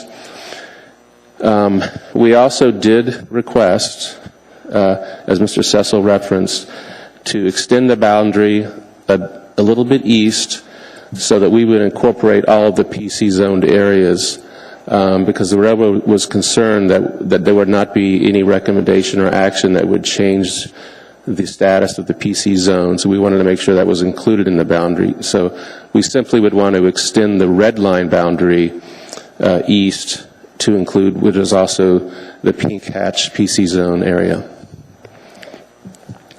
I think with that, I would just like to open it to questions, because I'm not going to go back through and repeat all of the master plan features. Commissioner Spring, you ready? Yes, Mr. Chair. Yeah, I like a lot of the elements of the plan. I think there's some interesting ideas there, a lot of valuable thought, and went into it. I have a question, I guess. This might be something staff might have to answer, but I was looking at one of the recommendations for approval, the conditions of approval, number 11, that talks about the flexibility, which I think is a good idea, given that there hasn't been any traffic impact studies, and it's kind of my thing. I think a comprehensive plan should have that type of thing as an element of it, actually, and I'm not really sure I would want to approve a comprehensive plan amendment that doesn't have traffic impact analysis, but this does take into account of that. But it looks like this particular phrase gives authority to either the administration or the developer to make amendments to the comprehensive plan on their own volition, and that we won't see any of those amendments coming through. It says if you, as a result of follow-up studies, geotechnical and TIA studies, that you can change the intensity of use, the location of the use, basically a land use plan map, depending on any different additional information you get. So basically, ordinarily, if there was a change in the comprehensive plan element, we would receive that amendment and we would approve it. This one seems to, this particular wording, although I agree in concept, kind of takes the authority away from the Planning and Zoning Commission with respect to approving amendments to the comp plan element. I can only respond to my understanding of that comment, which was that our plan did identify specific parcels with specific buildings and uses, whether it be multifamily or office or what have you. And I took the intent of that comment to be that the plan, as it goes forward into implementation, needs to have flexibility to accommodate, say, market demands and so forth. So maybe if we identified a parcel for office, it might be actually more beneficial at the time to be a hotel, that type of thing. So to be a truly mixed-use district that, like any urban setting, it would have flexibility in terms of specific uses. But to your point about the oversight element, I really can't comment on.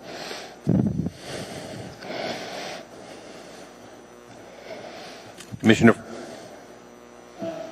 Burke. Alaska Railroad comment on the specific November 5 plan. Their comments were on the earlier plan, but again, I point out the substance of the plan is unchanged. It was only some text edits and corrections that were amended. I'm surprised to see a winter garden and apartments right in the middle of what I see is valuable railroad routes. I'm trying to understand. If they bought into this and they don't have an issue, that's one thing, but knowing the way how dearly they hold real estate, I'm surprised that they bought into it. Well, I won't speak for the railroad, and Mr. Kubitz is here, but we had quite a number of meetings with the railroad, and when we began, we were given a drawing that identified 3 primary redevelopment parcels that could be potentially income producing for the railroad, and that large central one was one of the 3. Noise and lights are part of railroad business. I would, having an apartment complex right next to the railroad yard seems a little bit, after say through Title 21, we tried very hard to keep residential and industrial operations apart. Here, we're sitting here putting them right together. I think it's a question of perspective, and I totally understand your point. At the same time, I know many downtowns. I was just in Denver, where literally a brand new multi-story apartment and condominium developments where people's balconies are literally 15 feet from an active train line. I think it's a question of lifestyle choice, but I'd also note that residents of Bootlegger Cove are right immediately adjacent to the rail line. So I think my personal view is people get accustomed to it. I live pretty close to a rail line, and the first week we lived there, I heard the train whistle blowing every morning, but now I don't hear it. So I think that's a lifestyle choice that is not really that unusual. Notice under stage 3, we've got hotels down in Memphis.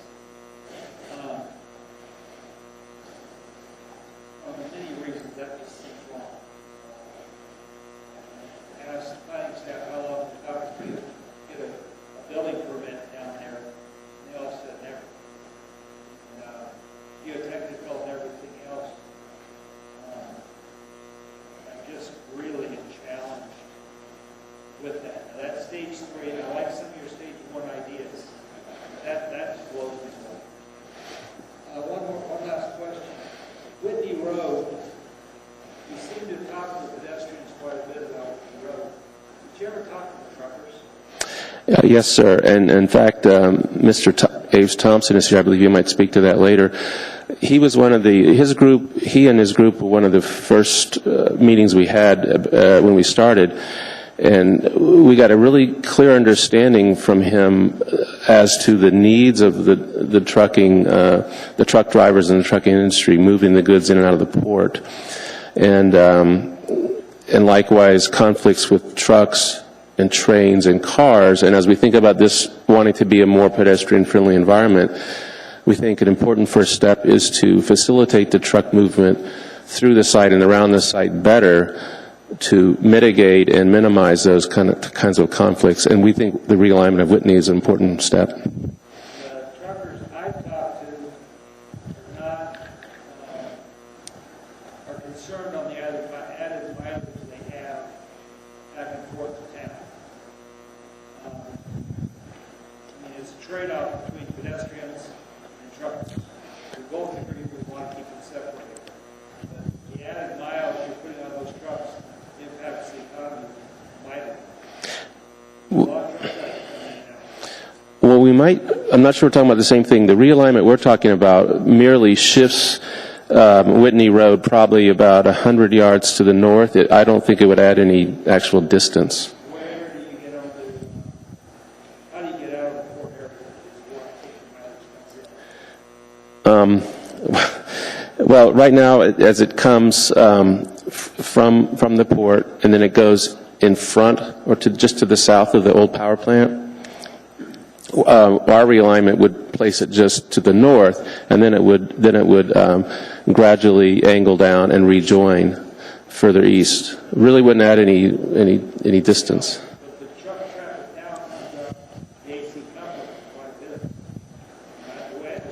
Oh, that movement, we're not changing that movement with the Whitney Road realignment. That we've talked about in a flyover bridge further to the east. That would actually improve their driving because it would get them out of downtown coming down AC. Commissioner Dean.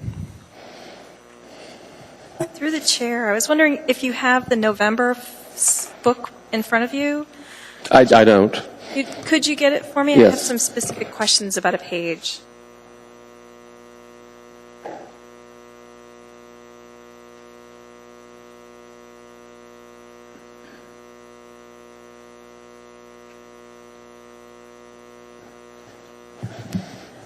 Page 23, it says Chapter 3, Site Analysis. And as you turn the page to page 24, you get a map of the state of Alaska. Below that, you get the globe. You have a few cities on both of those. As you look at the next map, we get to a map of the Arctic. And then our last map is South Central Alaska. Do you see anything wrong with the labels on the map? We have only consideration in the world of South Central Alaska for Princess Cruises. Their lodges are not the only lodges in the state of Alaska, last time I checked. I can't believe it. I'm just lost as to why they're even on the map.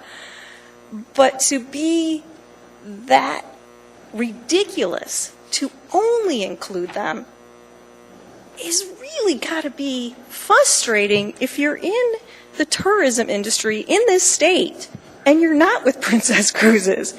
I mean, has anybody else for the tourism industry said anything about these labels? And it's in the September book, too. It's not just in the November book. Has anybody said anything about that? No, I mean, no, we have not gotten that comment, but it's a good comment, but no, we haven't. In the movies, it's called paid placement. Commissioner Spring. Thank you. Yeah, kind of following up on that a little bit.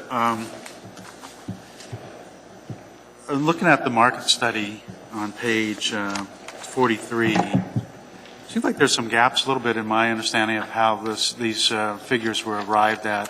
For instance, office space in particular. And the bottom of the first column, it says, that there's certain impediments to capturing future office development, but then it goes on to say the following table shows that the area should be able to capture between 30 and 60% of new office developments, 390,000 to 787,000. That seems to be what you're projecting to be that 30 to 60% of the entire municipality of Anchorage future office development. Do I have that understanding correct? That's how I interpret this, yes. Yeah, okay. So I've done some worked with consultants on market studies, and I know it's very difficult to estimate what, you can expect the office development to happen, but just out of curiosity, how did you come up with 30 to 60%? This particular portion of the study was done by Jones Lang LaSalle. They were a subconsultant to us, and I I cannot say specifically how she arrived at that figure as to what percentage of capture would be could happen here. So I can't answer specifically your question as to what the underlying assumption was. Is there, follow-up question, Mr. Chair, is there an actual background report involving the more detailed analysis of the market study? Yes, there's some additional material, and we could follow on and with them as well to try to ascertain the basis for that. I think that would be useful for me anyway. But then following on that question regarding the need for cruise ship dock that's proposed in the plan. And, you know, that seems like it'd be a good idea, but I don't see any analysis on the market demand for docking space for cruise ships. I mean, how many cruise ships are projected to be visiting Anchorage in the future, and how much use would the cruise ship dock get? I know we had several discussions about that, and the projections vary widely, certainly. And it's up and down year by year based on different factors. I think part of our thinking is that it's somewhat chicken and egg. In other words, right now the arrival experience is not one that gives a lot of incentive to disembark here, and that over time that this could evolve into something that would be more of a destination for cruise ships. And have you talked to cruise ship companies? Do you have any feeling from them how that might entice them? We have reached out to some of the cruise ship companies. We have not had the discussions with them. We have had discussions with members of organizations representing the tourism industry. A quick question, since we're talking about the cruise ship dock. So we lose our small boat dock when we get to that stage? Our little boat launch, that goes away? That's correct. And we had, we've spoken to members of the Set Netters group in several meetings, and long term, yes. And but in the first two stages, which could be quite a number of years, it would remain. And what we would envision would that at a certain point in implementation, a study would be undertaken to find another location. We understand the importance of that, but our observation is that much of that land is used for storage and parking, and as you think about the city evolving, that's probably not the highest and best use for that piece of land. Commissioner Robinson, I didn't see you chime in. I spoke too soon. Go ahead, sir. Oh, thank you. I know you're familiar with other planning documents, especially those around this area, the downtown plan for one. And what strikes me is if you read it, there's a lot of recommendations in there. And I think if you were to actually look back and see what has been implemented since the passage of the downtown plan, I think very little has. And I would also sort of characterize the downtown plan to some degree as being, sort of less ambitious than this plan. I wonder if you can speak to me and this commission and describe to us of what you feel has been done in this process to ensure success, or at least movement towards that. And by that I mean I search the implementation plan, and I see additional things to do. I see sort of a matrix and a desire to create other actors to work on these things. Have those things been set in motion by this process? Because I think most of us believe that as soon as this plan gets adopted by the Assembly and you all walk out the door, we're not going to do that much on this document. And I want to know that there's something in here, either through its organization, through its incrementalism, through, some sort of lasting group of, stakeholders that are put together and that are motivated, through somebody that's got money, that's willing to do something. Tell us what is in place to move this thing forward and where it's going to start.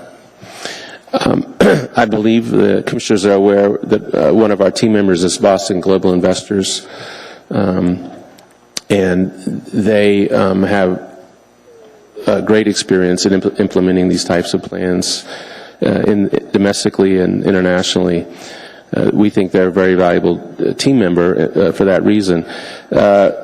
Also, would just point out that, to your point, that maybe not as much has happened in recent years as one would like to see. We think there are some underlying conditions which are more favorable. Number one, the railroad was successful in the last year or so in getting their ground lease terms increased to 95 years. The previous term, which I believe was 55 years, was a real hurdle for getting financing. So now with 95, that is much better. The railroad's also talking about commuter rail service starting in the area. The Alaskan and Anchorage economy have continued to grow. But just thinking demographics and what we're seeing out all over the country, and you're well aware as well, there is a lifestyle choice that many younger people are making that we think also bodes well for downtown Anchorage and for Ship Creek, which is for the kind of environment that we're talking about here.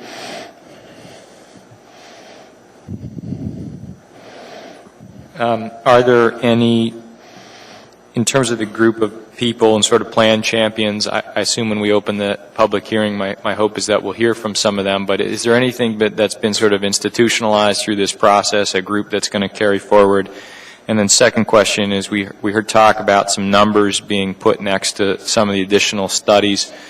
Has there been any sort of additional estimation, budgeting, and we obviously just passed the capital improvement plan and budget tonight, so that, a year from now, aside from our Whitney Road conversation, we sit here and say, oh, here are some things that we can fund. We know it'll cost X amount of dollars, or that's the estimate. Is there anything there? Because I don't see that in the plan right now. We did two exercises which are not in the report. One was we took phase one and we broke down a menu of basically infrastructure capital projects that we developed a rough estimate for. In other words, and following the principle that the horizontal and below grade is going to be primarily public money. The vertical will be private development. So we identified all those elements, whether it was extending water and sewer, realigning Whitney, what have you.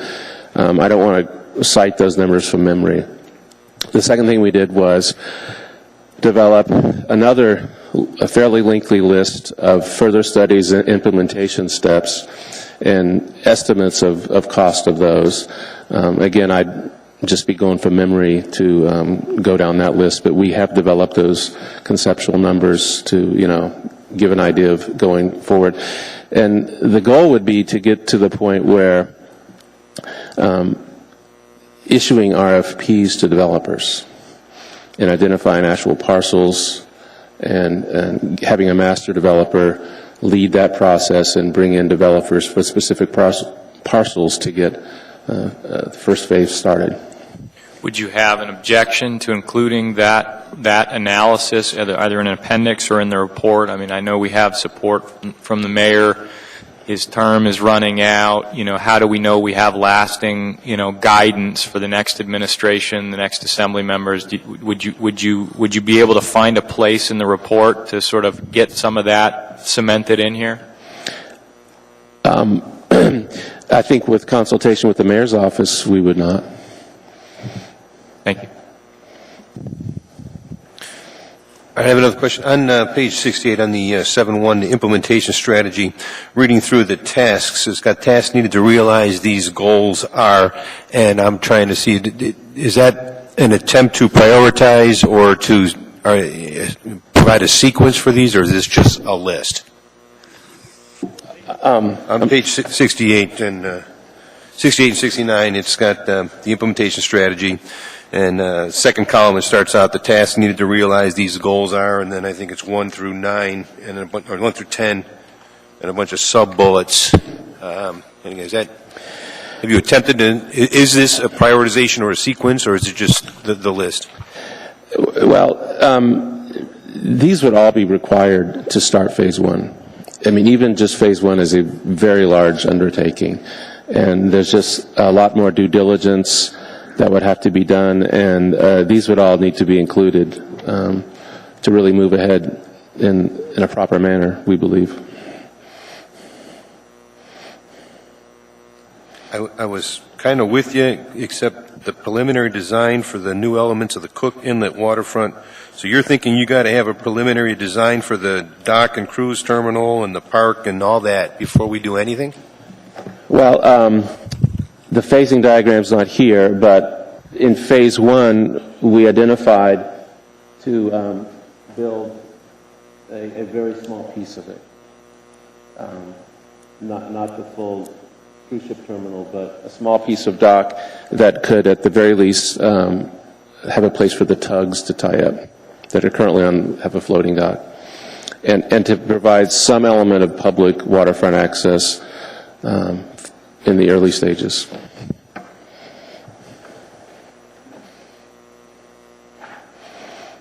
I don't see any. Okay, go ahead, Steve. Through the chair, have you ever been to the end? Have you ever walked to the end of the dock that's there, the public use dock? Several times, yes. Okay. Did you walk out onto the mud flats or any of that area off of the dock? I didn't walk in the mud flats, no. Some of it has grass, so some of it is safe. I was just curious if you had a chance I've seen it in many conditions. I've seen it, I was here this summer, we vacationed here, and when the tide is out, I notice that there's growth, there's grass, there's birds and so forth. And I've been on the waterfront out at, is it Earthquake Park? And where people go watch the planes take off, and we walk down on the Pebble Beach there. So I've seen the fairly good notion of it, but, you know. Were you there in, say, March or April to see the large blocks of ice that are on those mud flats there? Yes. That time of year? Yes. What was your impression of dealing with the ice in that location? You know, considering you want to build it up, potentially have a dock there, you know, large enough for a cruise ship. How do you feel about the ice issue there? Well, we would have to have a bulkhead. And the bulkhead would have to be designed to resist those forces and be durable to be able to resist the impact of moving ice. Clearly, that's not my area of expertise, designing marine bulkheads and so forth. But the idea is that this would create a hard edge that would handle the tidal fluctuations and these severe conditions that you have here. And we're also aware that the dock has expanded, and they've had real issues with the particular type of sheet piling. So that would be something that we'd have to be or whoever was engineering it would have to be informed on. But we understand it's a very challenging and unique set of environmental conditions that you have here. It's not Korea, it's not Boston, it's Alaska. I think we're finally done with questions for the petitioner, and you've got about roughly 5 minutes for rebuttal when this is done. So thank you. I'm sure we'll have a chance for you to be back here in a minute. All right, so we're ready for public testimony. Anyone wish to testify, please step forward. Anyone going to testify? Well, welcome. We're not as mean as we sounded. State your name and... Good evening, Mr. Chairman, members of the Commission. Excuse me. My name is Aves Thompson. Excuse me, let's start over again. I'm Aves Thompson. I'm the Executive Director of the Alaska Trucking Association. We're a nearly 200 member trade association that represents the trucking industry in Alaska. When the contractor began to develop the plan for this wide-ranging change in the landscape at Ship Creek, they contacted us to discuss how this would impact trucking operations into and out of the port. We were able to point out that there are only two public access freight corridors into and out of the port. One is C Street, as was mentioned before, and the other is Whitney Road. C Street is adequate, more than adequate for the regular legal highway loads, the many of them that come out of there. Whitney Road is the only route for the oversized and overweight loads, the big heavy stuff, the modules, the construction cranes, and the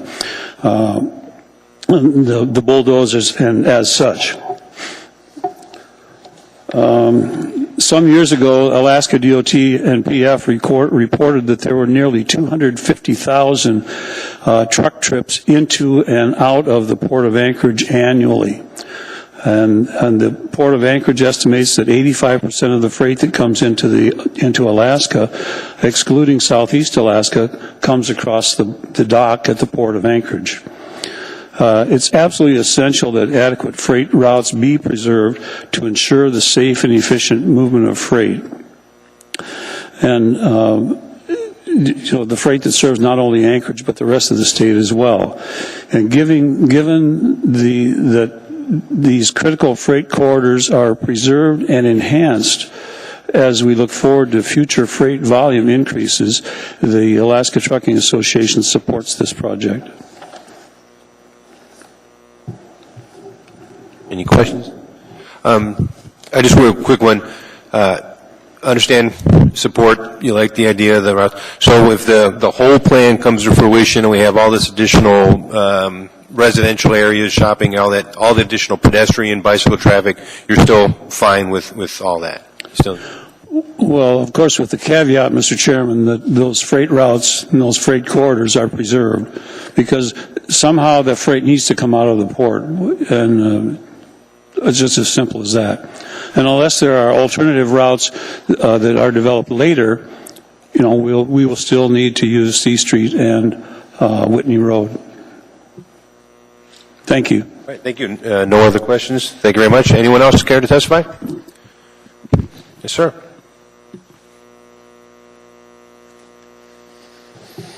Evening, Mr. Chairman and Commissioners. My name is Jim Kubitz.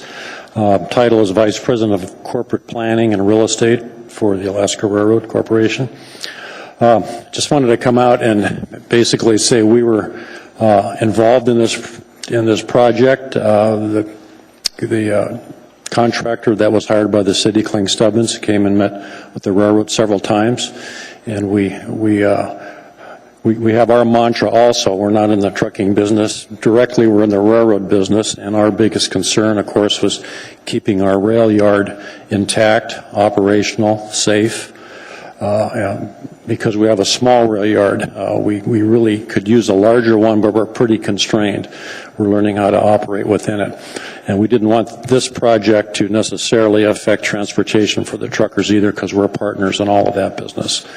So we felt pretty comfortable that they were aware. We have a couple letters, as you've probably seen in the packet, that we sent, from our engineering department, basically saying, safety is importance, and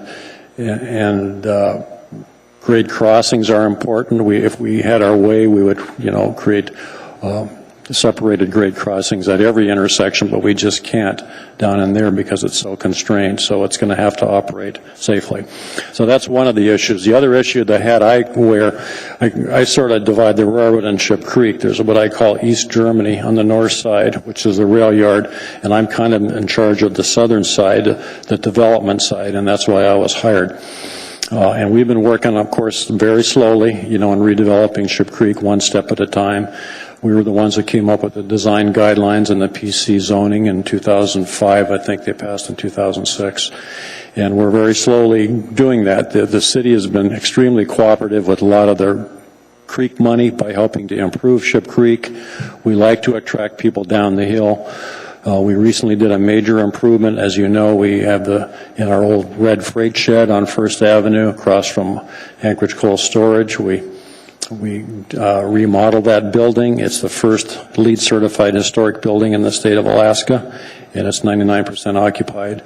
And so we kept that piece of history there. So we're open for business as far as our development sites.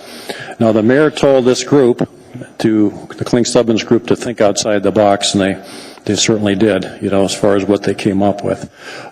It's hard for me to believe some of those things will happen, frankly, but But I like to exercise. I'm going to the charrettes and listening to people, and the fishermen were out there protecting, their piece of it. Everyone had a say in it, but we are the landowner. We know this is a conceptual plan. We understand the zoning. The zoning hasn't changed. So we can move forward with development, currently what we have. But we like the idea of the public getting involved, because if there's anything we could use down on the railroad is some public infrastructure help.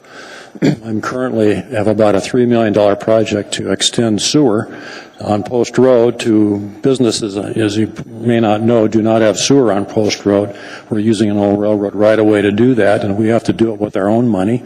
It's difficult for people to get together and get a group together, as you know, and form a utility district and tax themselves. So we're using our capital dollars to try to upgrade the real estate at the railroad too. But we support the thinking outside the box. We know they listen to us when we're concerned about protecting our tracks and the safety and the separation of traffic from the rail yard. And I think they respected the planning that we've done in the Ship Creek development, what we call development area. So that's all I have to say, unless you have any questions. I think we have some questions for you, sir. Mr. Spring? Yes, thanks for coming to testify. Yes, good to see you, John. The Whitney Road project I'm aware of is kind of a concern for the railroad. Mm-hmm. Although I know the trucking industry is interested in it, and it would be a really nice separation and allow the use of that the northern bank of the creek a little bit more safely, and nice pedestrian walkways and whatever. But there is some problem, right, with the connection there that would probably be made on the north side of the power plant. Seems to be the only location for the rerouting, unless you took out the power plant. You're exactly right. You've keyed right into it. Our concern is we cannot lose another railroad track in that yard, because we need all of them to operate our business, especially during the busy times, to build long trains and for growth. So if we lose a track because of a Whitney, or someone proposes to move Whitney Road where we lose a set of tracks, the railroad will not be supportive of it. It's going to have to be done within the footprint that is outside the railroad right now to improve Whitney Road. And if the plant was gone, we could solve all our problems. Is there room within the footprints, the existing footprints, for, I guess it would be more of an industrial collector road, maybe? Mm-hmm. It seems like it would be really nice. It's going to be really tight. There's a section of the north side of the power plant that's where the coal cars used to come through many years ago and actually dump coal into the plant, which is what it burnt, in order to provide electricity. That section of the plant, if it was removed, would probably make enough room for Whitney Road to circle around it without the railroad losing a railroad track. Thanks very much. I think I remember that. But can they operate a power plant without that coal? Well, yeah, actually, that's turned into a paint shop now. There's a very successful person who has taken that piece of the building, and he's painting large trucks and buses and hopefully rail cars for us. So it's an ongoing business. That business would have to be eliminated in order to do that. Commissioner Dean. Through the chair, on the map next to you on your left there, looking at that plan, can you see if any railroad tracks are moved on there from where they're currently at, or if any railroad buildings are in different locations? I'm just curious if anything has to be moved in order to make this particular plan work, from your perspective. Originally, there was some movement by the contractor or the consultant to move our railroad depot and kind of start a new area around the bend there and make it adjacent to the cruise ship companies. But they, after our comments with them, basically saying that would not work because you can't load a train on a curve. We really need to keep the depot where it is as far as loading passengers on and off. The tracks really haven't moved. We're a little concerned about the roads. There's a couple more roads popped up that we're not sure if they'd work or not, but we're not going to comment on them until we saw a real design on it. But as you know, on the south side of Ship Creek is where this development is. The north side is our really major rail yard, although our busiest track in the state of Alaska is on that curve right there. It's busy all the time, freight trains. Thank you. Commissioner Ferguson.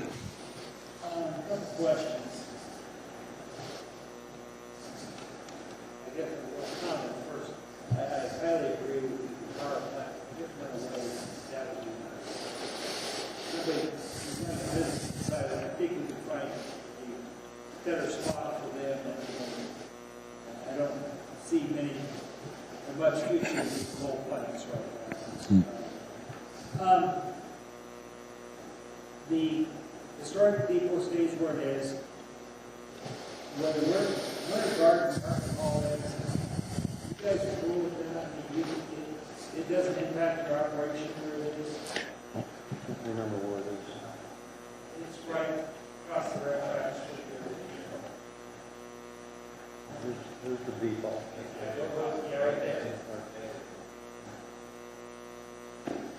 Well, that's a fairly narrow strip right there between the road and that. I mean, to me, it's all concept. You know, it's a conceptual drawing. I mean, there's someone who wanted to propose building a baseball field down there also. They thought it was large enough in that area to do that. So there's been many ideas. Our idea west of our current headquarters building, here, that area there, we sort of have set aside for commercial development in the form of buildings, commercial buildings. They'd have a frontage kind of on the creek. They'd have access there, and we've also wanted to put a sky bridge. For many years, we have a plan for a sky bridge on East Street that crosses our track into either a building or a public access, so people wouldn't have to walk around the sidewalks and cross the tracks. They could get over to the other side of the creek from the East Street, from the Eisenhower Memorial straight across, so people could do that.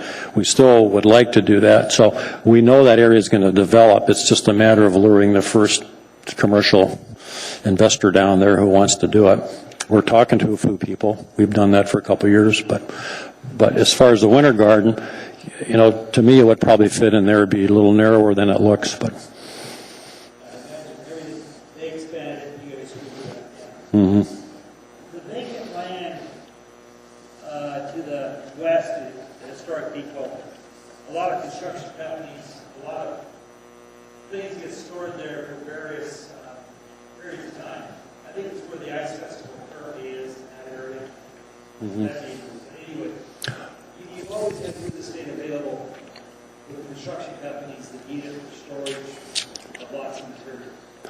Yes. It seems to me a lot of that land that gets consumed will no longer be available on an as-needed basis. That's true. I have actually a little bit of an arm wrestling match with the operations side over that piece of property. They find it very convenient for customers for temporary use. And I say that's our most expensive real estate. I'd like to redevelop it someday. So I think in the long run I'm going to win that one because we do have capability, frankly, in the port. When the port project is finished, you know, the port really was a big land development out there. We would like to move some train operations out in that area, not next to the water, but next to the bluff, so we could, you know, have some expansion of the track there. And we've talked to the port about that. Once they get back on their planning process, we're right there with them. There is one track they put in out there now, so I see some little bit of expansion area in the direction of the port. I don't see any of it down in this part. As long as you keep real estate available, because it's always going to be. Yep. That is a tremendous asset to them. Yep. No further questions. Actually, one of our board members says if we could just turn our real estate on its edge and lease both sides of it, you know, we would be successful. Commissioner Robinson. Thank you. Understanding that, you know, your job and role is to also develop Ship Creek, and you've talked a little bit about your efforts to do so last several years. I wonder if when you look at the plan and look at the really far-reaching things, but sort of look back and look at the things that maybe are more feasible in the near term, are there things that you see from your standpoint that are investments that the city could make or steps that we could really get behind that would help the railroad be able to attract additional investment on your lands and see that area developed? Certainly, there are. And it's mostly the infrastructure through roads. If we could get the people mover to make the decision to come down to Ship Creek, we have a lot of people who, others, I know if you have a government lease as a requirement, you have to have public transit service. So that's been a discussion we've had with the people mover people and the mayor for a while. Of course, a tax incentive would help it. It's really more expensive to build downtown, which is the problem. If you compete, downtown versus building at Midtown is just exponentially more expensive. When I redid the freight shed property on First Avenue, we dug it up. Some of you may have heard the story. We had to dig it up to put a storm sewer in and a new upgraded sewer. And we ran into essentially a dump right between the Coca-Cola factory and that red building. The contractor dug up 6,000 bottles, beer bottles, whatever they were. They've been there for 70, 80 years. That was one of the original dumps there. They found an old part of a Model A. They found boilers. They found everything. Anyway, for me to put in that sewer line there, it cost about $300,000 because you never know what you're going to run into when you dig downtown, number one. And just a tax incentive of some kind, I think, would help kind of jumpstart the area. Everyone wants to have a little bit of housing on the creek, some, young people type loft housing, which I think would work.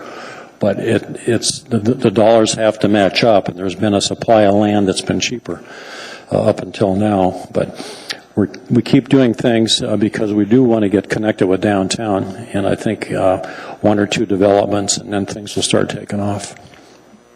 Thank you. I guess I got the final question. Sounds like you've been very involved in the process.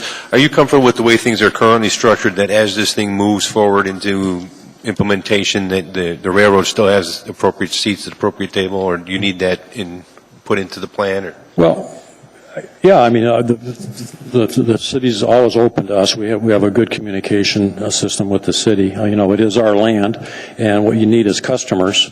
And we work real hard to try to find customers and development, and then private dollars is what's going to make this work. But we keep trying to, get more public money and improve the infrastructure down to make it easier on the developers. So, all right.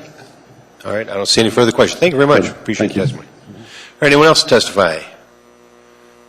Anyone else? All right, petitioner, you have your opportunity for rebuttal. I don't see anyone else, so any closing comments? Not really. I would just add that in addition to the stakeholders I mentioned, we've also met with a number of private developers, a Native Corporation, and the Anchorage Convention and Visitors Bureau, and gotten quite warm and enthusiastic responses from those parties. I would just also add to your question about the Whitney Road realignment relative to the power plant. That would no longer be coal, it would be diesels under the current proposal, and the coal shed element on the back, which is now a paint shop. We don't have an accurate dimensional survey. We've had to scale it, but what we're assuming to get Whitney behind it, you would have to remove the coal shed. Otherwise, we very much don't want to impact the rail yards. It's not the intention. Thank you. All right, I guess that closes the public testimony, so now it's over to us. Mr. Spring. I'd like to make a motion to approve, what are we calling this now? The Ship Creek Development Plan as a framework development plan to be implemented by future submittals of a planned community master plan that pertains to the currently zoned PC district, and amendments to the appropriate amendments to the downtown and Government Hill comprehensive plans. And I can speak to that if you like, unless there's, has to be a second. I'm looking for a second. We have a second, so please explain. Explain?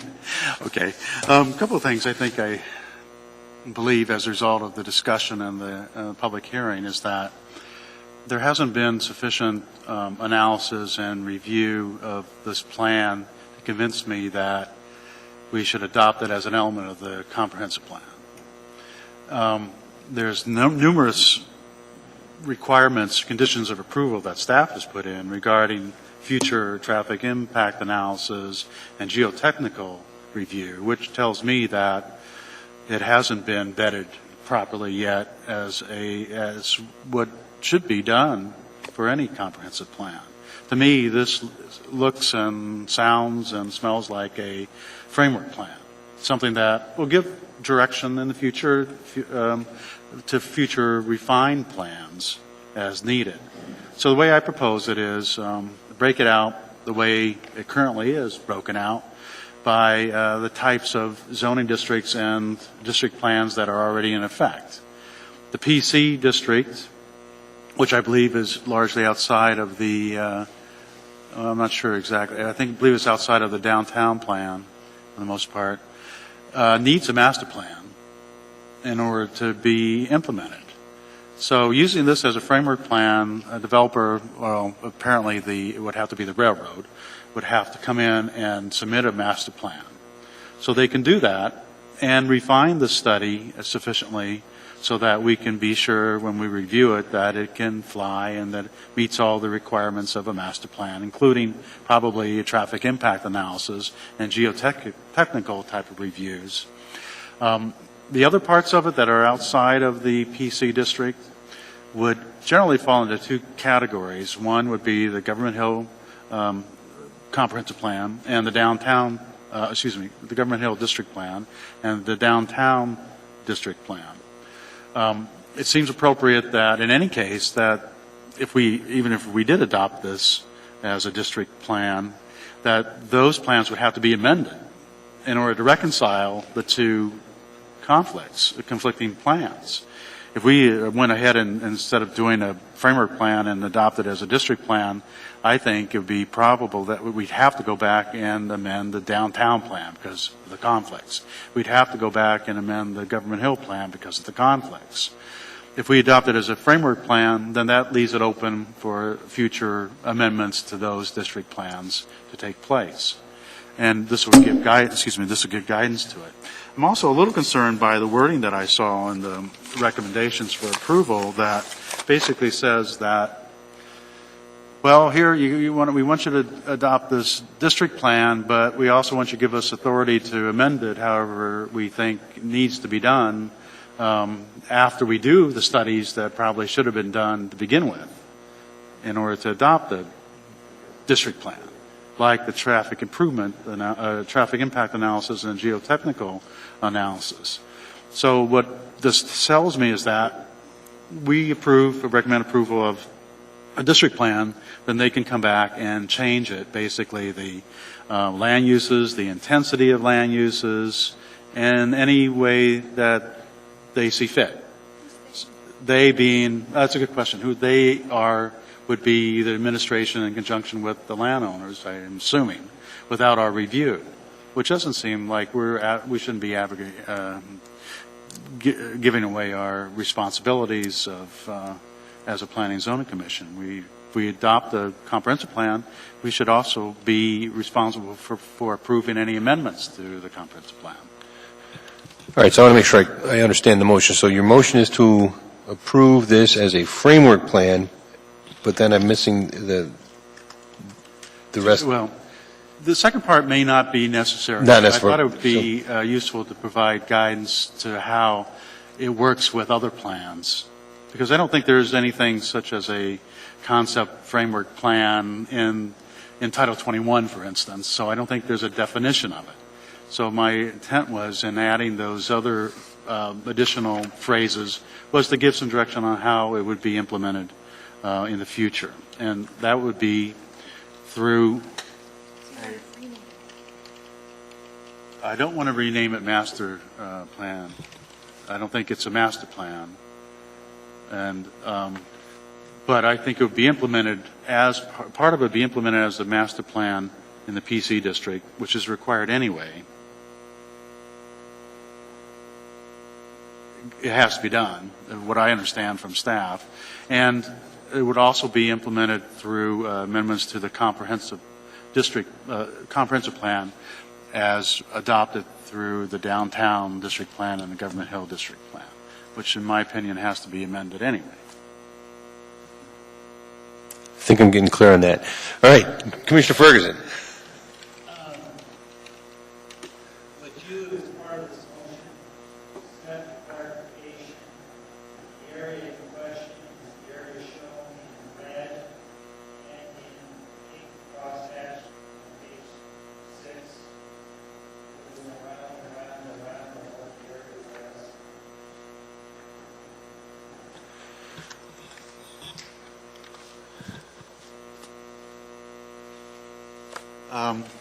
Through the chair, yes, I remember the discussion, but I'm not sure if that area is within the PC district, correct? The PC is the crosshatch. But the plan doesn't cover all the PC district. A little bit sticks out, but they want to include it. But there's no direction in the plan regarding that section that sticks out.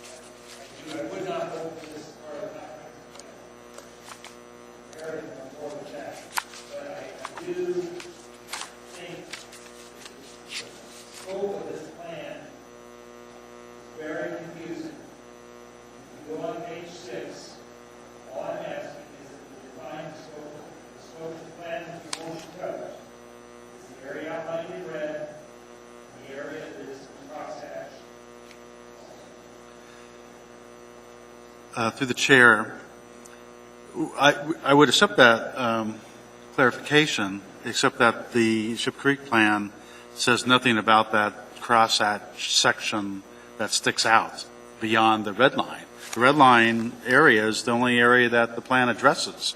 It doesn't address that section outside of it. So there's really no purpose to really include that in the framework development plan because it says nothing about that area. I don't know what it would help. I would be happy to hear a rationale for how that would be implemented.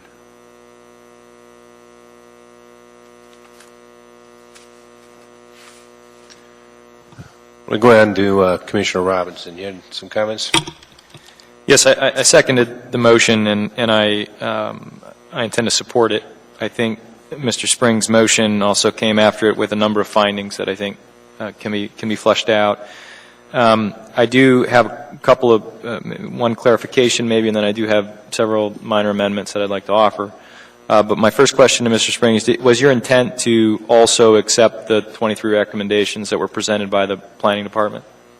Through the chair, I reviewed those recommendations in light of what my proposed motion was, and I think the recommendations give some directions to refinements of the framework plan, future refinements, refinements that need to be done, and I believe those are still valid. So I guess since I didn't hear it as part of it, I would move that we accept those recommendations as part of the motion, and then include for point of clarification with the edits on recommendations 8 and 13. Yes, yes. Thank you, Mr. Chair. So, thank you for the clarification. Capturing this complete motion here. We'll get there sooner. Please continue, Ty. Sure. I'd like to move also that I'm concerned about implementation, and I would like to move that we heard that there were some estimates done by the planners and the contractor that would look at the costs of some of the initial capital improvements as well as the costs of some of the additional analysis. And since that's already been done, I'd like it to be included when this document is forwarded to the Assembly, because I think what that tells you is if you are accepting this framework plan, you are in some sense committing to doing some of this additional work, and we ought to at least consider some ballpark price estimates. That's my motion. I have a motion. Do I have a second? Our machine's not caught up yet. So the motion would be to include the financial analysis for both capital improvements and the initial capital improvements and the analyses, the plans and analysis. I think you're right. It was indicated to me that it was work that had already been done. To me, it adds clarity to the implementation section of the plan. I understand the motion. I have a second. Any further discussion? Anyone care to discuss? Stacy. Commissioner Dean. Through the chair, I will not be supporting this plan. There are too many issues with this plan. I feel like it's supporting Princess Cruises and not the general community. It's focused at one industry. I don't think it is fair to so many others. It's an incredibly expensive plan, and it just draws everything away from downtown and essentially creates a new downtown that will take any reason away from Princess people. When they come in on their cruise ship, they're going to stay at their hotel by their cruise ship. They're going to get on their rail car. They're going to go to the Princess Lodge up at Denali. They're going to come back, and maybe when they come back, they'll go ahead and utilize their Princess Cruise rail yard up at the airport that they built 10 years ago. But they may never step off of a Princess Cruise Line property. I'm a little frustrated that we're spending so much money on plans that I don't think are fair to the general community. Commissioner Spring, let's talk about just the motion. I know you talked to the overall, the major motion, but right now we've got an amendment motion. So, Mr. Spring, is your comment germane to the amendment or to the main motion? I was going to respond to Commissioner. All right, well, let's hold that right now. We have any other comments on Commissioner Robinson's motion to amend the main motion to add the financial analysis for the capital improvements and studies, correct? Yeah, thank you. If we could maybe call that question, that'd be great. Okay, yeah, I think there's no further comments on that. So do we need to use the machines? Let's use the machines.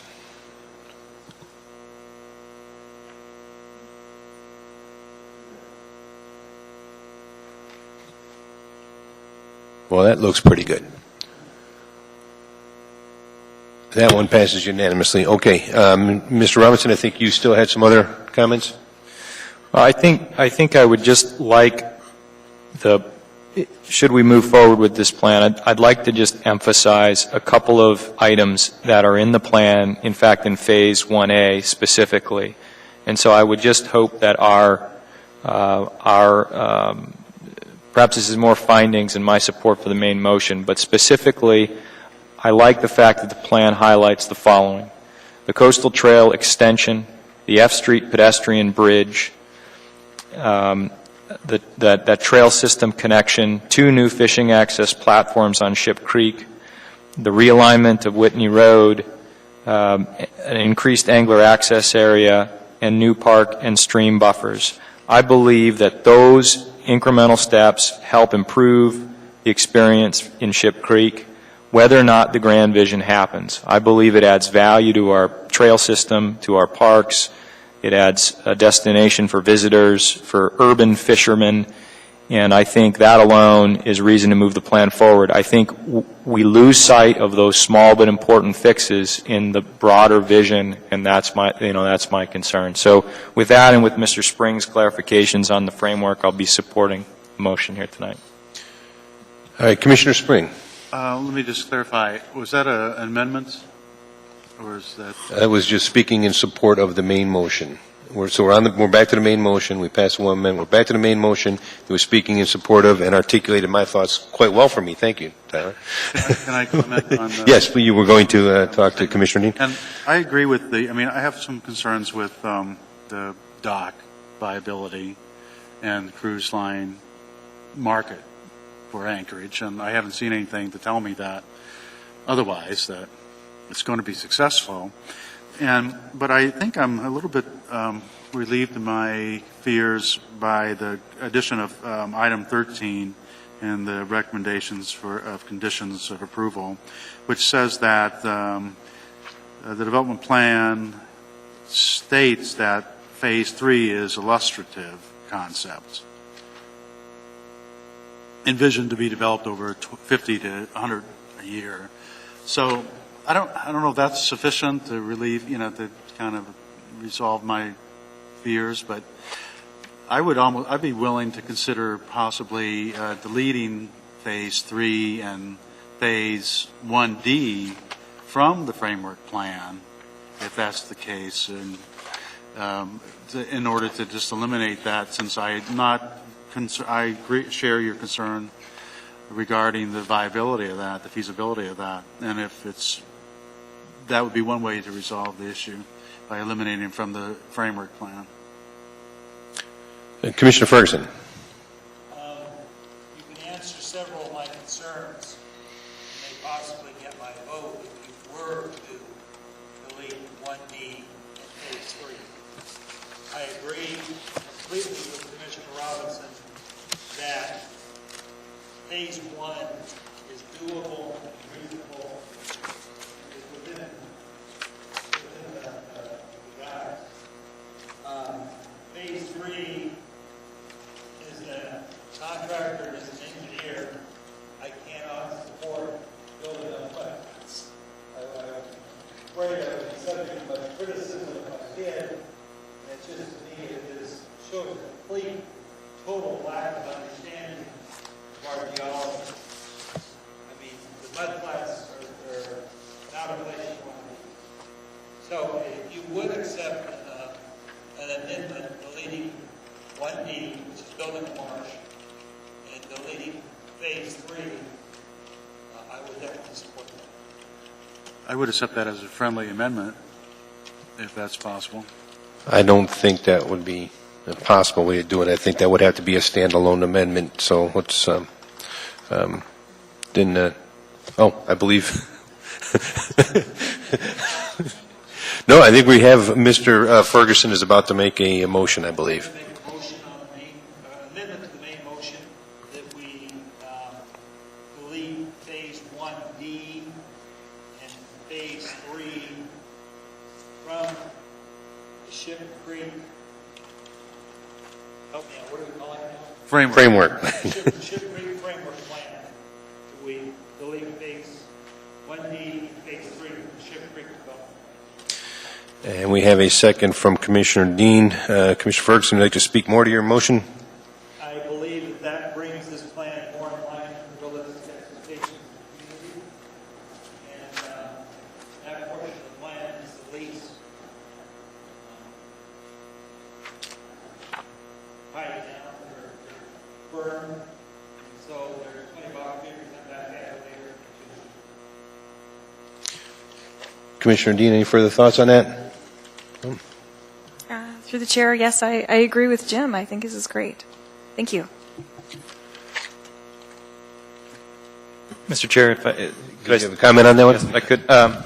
I understand where the motion is headed there. I guess the one comment that I would make on Phase 1D is, frankly, probably the catchiest thing about the plan is, the sort of slogan, and I'll get it wrong here, but that we're a, waterfront city without a waterfront, or something to that effect. And I've always thought that when I moved to Anchorage with my sea kayak strapped to the roof of my car and said, where the heck can I go to paddle in Anchorage, And while people do, I never have. And there are a few gem of places in this town where you can get down to the water, and a few that even fewer people know about, and it's even a better little experience. I do like the notion that in Phase 1D there is an attempt to bring people to the water's edge. In fact, when I think about Ship Creek, getting me to the creek, getting me to the mouth of the creek, should be the most fundamental aspect. And so, while I think the objection is really about the marsh and the boat launch and those sorts of things that I think, frankly, just need more study, I don't want to lose what the plan is trying to do to create that connection to the waterfront. And so if it's as is, I'm going to vote against it, but again, I thought I'd explain why I feel that way. Commissioner Springer, you're still in the queue. Did you want to comment? Yeah, I don't want to belabor the point, but I guess I don't understand the concept of why people don't think we have access to the ocean, the inlet. I mean, there's any city on an ocean, on a sea front, that has a coastal trail like we do, would die for it. I can't, to me, that's access to the inlet to the ocean. Having a cruise ship dock and a marsh that's additional to it might add something, I guess, but I don't see that as being the something to kill for exactly, or something that might be so desirable that we want to approve it regardless. All right, Commissioner Ferguson? All right, we're going to call the question. All right, so I think we better use our machines on this one as well. So this is on the motion to delete 1D and 3? 3. Phase 1D and 3.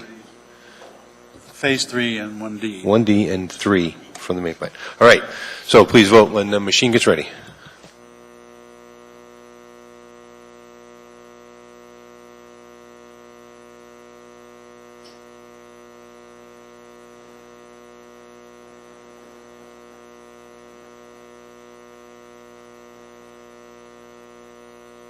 Yeah, so we need 5 votes to pass, so that did not pass. So all right, so that motion goes down.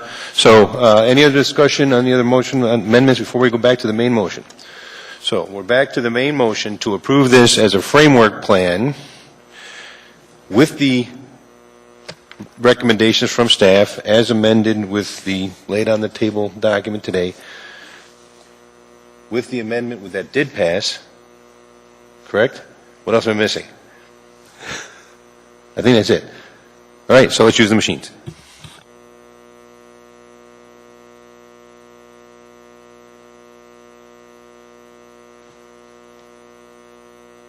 All right, so that did not pass. So the framework plan is not approved.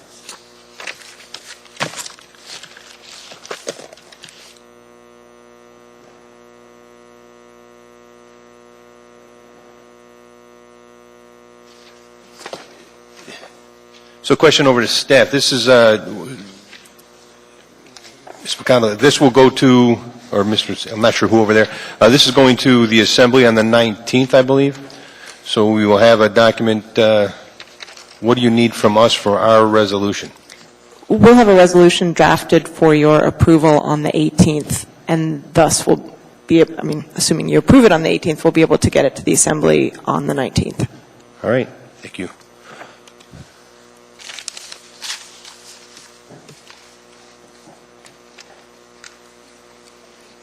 All right, moving on to case 2013-139, Community Development Department ordinance for the fees, planning division fees, and we have to vote on this in 2 parts, as I understand. So we have a staff recommendation,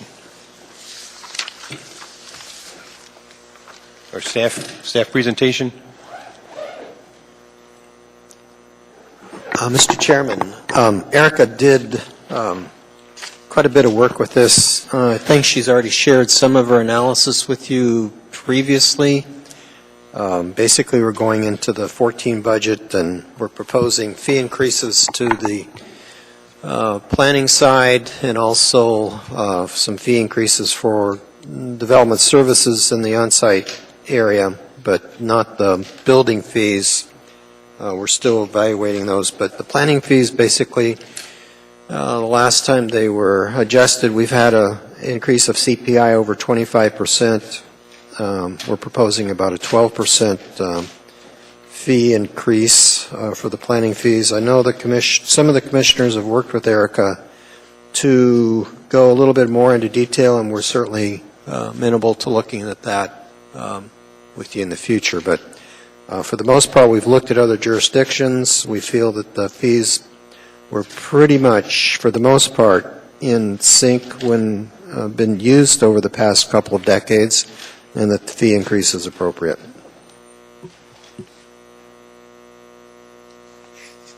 Any questions for staff? Seeing no questions from staff, I will now open the public hearing. Is there anyone interested in testifying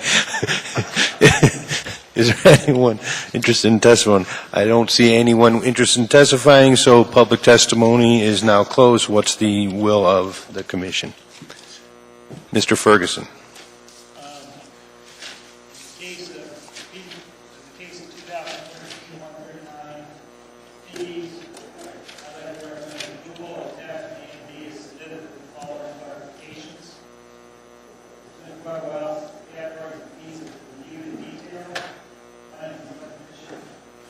Is concerned that some of the fees are not representative of the cost to the planning department or the cost to the benefit of the applicant.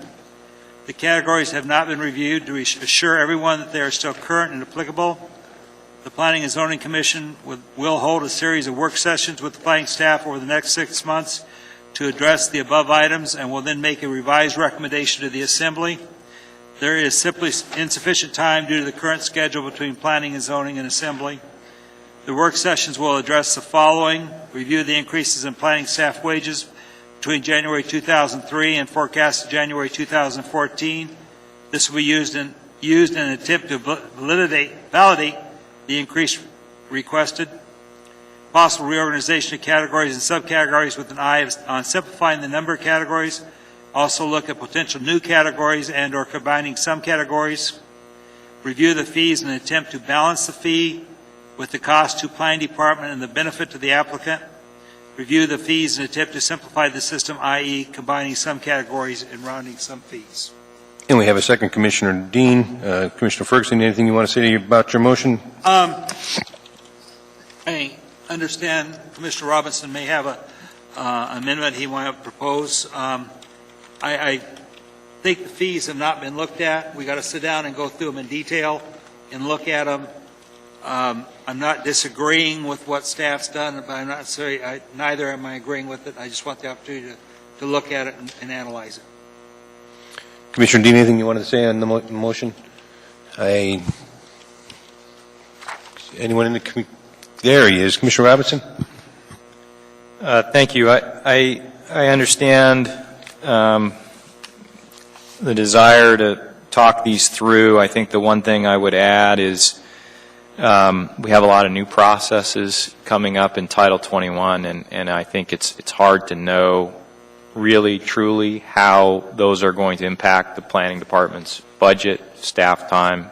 So I'm both sensitive to that from a staff standpoint, but also sensitive on the petitioner, a possible petitioner knowing, what, whether those fees are adequately gauged. That said, my understanding is this is going to go forward to the Assembly, as is anyway, and this is our statement to say that we'd like a little more evaluation. Recognizing that, Mr. Ferguson would like to look at all these fees, and I'll support his motion. I would like to specifically look at in Attachment A, comprehensive plan amendments, Attachment A, and I would propose that this be either deleted and or sort of rationalized or justified as to why, which in some cases could simply be a plan map amendment, changing the color on a plan, that we would charge $4,000 to $14,000 to a petitioner. That clearly is not a cost that's reflective of staff time, even if that also includes writing a report that goes along with it. To me, the policy there is a different policy, a policy that says we ought to disincentivize actions that go against the comprehensive plan. And while I agree with that, if we have a currently adopted plan, an updated plan, what does one do if the plan has been out there for 15 years or 20 years or hasn't been reevaluated? Why should the burden fall on a private sector person and not on the public sector to get the plan right? So until we sort of get those right, I would just, my motion would be to simply delete that new fee from the list of fees until we fully vet that policy or add more specifics to it. So you're making a motion to delete the fee? Delete the comprehensive plan amendment fee that sort of that goes along with a rezoning, but doesn't anticipate. To me, is not commensurate to the amount of time I'm just trying to catch the motion The here, motion is to delete the comprehensive plan amendment fee. So, and I think Mr. Ferguson wants to look at all fees. What I'm saying is, in addition to looking at all fees, I think we ought to delete it. If the planning department later wants to come back and bring it back with additional justification, we'll hear it as part of that. But assuming Mr. Ferguson's motion passes as we go through this 6-month period or whatever he's outlined here, that's right. We would go through the analysis. But for going forward, for implementation of the new Title 21, you want to delete it. That's right. And until further now, and I would like that to be part of what the Assembly sees next in case they decide they do want to adopt the fees as is right now, but they at least consider that as well. All right, so we have a motion to delete the comprehensive plan fee, correct? Comprehensive plan amendment fee. Comprehensive plan amendment. It's in category A on attachment A and category A on attachment B. I have no problem with Commissioner Robinson's amendment. I'm getting, so I second that. So you want to take it as a separate amendment? Why don't we take it as a separate amendment? Let's make, any further discussion on that amendment? No further discussion, we'll call the question. I don't think we need the machines. Is everybody okay? I think everybody's okay. Connie, you okay? Everybody's okay? All right, so. I'm okay. We're not going to, see, now you have the machine up. Last 2 times I wanted to vote you. All right, so Tyler, your motion passes, so we're back to the main motion. Did everybody get a chance to talk? John, did you want to talk? I've lost the machine here. No, I agree. I think we discussed that in the work session, those issues.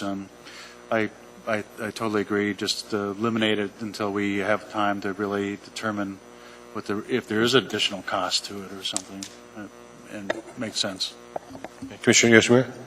I'm going to support Commissioner Ferguson's motion, and I am particularly interested in the issue of the review of fees in an attempt to balance the fee with the benefit to the applicant.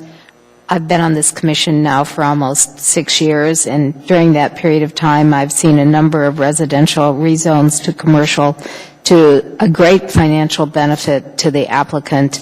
And I remember one particular case where we rezoned R5 on Huffman Road for the benefit to B3 for Walgreens. And I was told by 2 independent different parties after that rezone occurred that Walgreens would have paid $250,000 for that rezone, which could have certainly been used for some sort of fund to help benefit low-income housing or infrastructure benefits. So I think that it's not just the time spent, but the cost benefit of a rezone that needs to be considered in a fee structure. And I read Commissioner Ferguson's comments here, 4C. I read 4C as looking at it's not just the cost. It is, you're looking at a value. Yes, it's going to be an imperfect science. Cost is a major factor, but it is also figuring out the appropriate customer, where the burden, what is appropriate. So I think that is his intent. I read it that way. It seems everybody comfortable with that. It's not just cost. Okay, any other comments? I'm going to be supporting it. I think it is appropriate. It's probably necessary. We've looked at the salaries have gone up 3 times, and the fees have only gone up a small percent. I do not like this across the board, but I think, as Tyler said, we got to get something published and out there so people the city can continue to develop. And Mr. Ferguson provides us an excellent compromise. So enough talking. We're on the main motion to approve the fee structure. Wait a second, we have to do 2 motions. We have to do 2 votes, right? We'll do 2. So which one are we doing? No, we voted Tyler's. Yeah. Well, we did the amendment, but we also. So this Why is do the we fees. Have 2? I put it in 1. Erica, are we okay with 1 motion on this one, or do we need 2? I think your language referencing both attachment A and attachment B is fine to do it as 1 motion. So we're taking both actions as one motion. Everybody's comfortable with that? Do we need the machines? Is everybody okay? I'm not seeing any objections, no objections noticed, so that motion passes unanimously. All right, I think that takes care of the business for tonight, right? So then we have some, well, that takes care of the business agenda. All right, so now, Commissioner Ferguson, you wanted to talk about your, the resolutions. We've had a problem for at least the past year on resolutions and getting them in a timely manner. I'd like to ask that our secretary prepare, prior to the next meeting, a list of all those actions that would require a resolution, a simple list, case number, brief title, date passed, on an Excel spreadsheet, email it to all of us, and then we can watch that, and if one starts to lag, we can find out why. All I'm attempting to do is solve the problem because we haven't been able to solve it in a year. I don't know if that takes a motion or direction of the chair or what. But I don't think we need a motion. I think you're comfortable. You got a hand on that. We can work our way through this. We'll figure it out. All right, we're good with that. So now get the calendars out because Ms. McConnell's going to work us here. Go ahead, Ms. McConnell. Thank you, Mr. Chair. As I noted earlier, the staff has a conflict on the 7th, so we won't be joining you for lunch on that day, but it looks like you'll be having at least a lunchtime meeting with someone from OMB, and I will communicate with Ms. Mahoney about whether or not lunch will be provided. You'll have received, I believe I sent it this morning, a doodle poll about the Title 21 Amendment work session that was requested for lunchtime, either the 13th, 14th, or 15th. I am investigating whether the public conference room here at the library is available for those days, and I think I'm missing a response from maybe one person. I'm not available that week. At all? No. Okay, then it was probably you. And So- we assume that Greg gets approved tomorrow night, right? I spoke to him about it. He said, and I included him in the poll. He said he didn't respond because he's not official yet, but he would make whatever got arranged. So I will follow up with that tomorrow. So that should be scheduled no later than tomorrow for the 13th, 14th, or 15th. But that leaves a need to reschedule the work session on the Fairview Neighborhood Plan, which I would propose for lunchtime on the 21st, if that's convenient for the commission.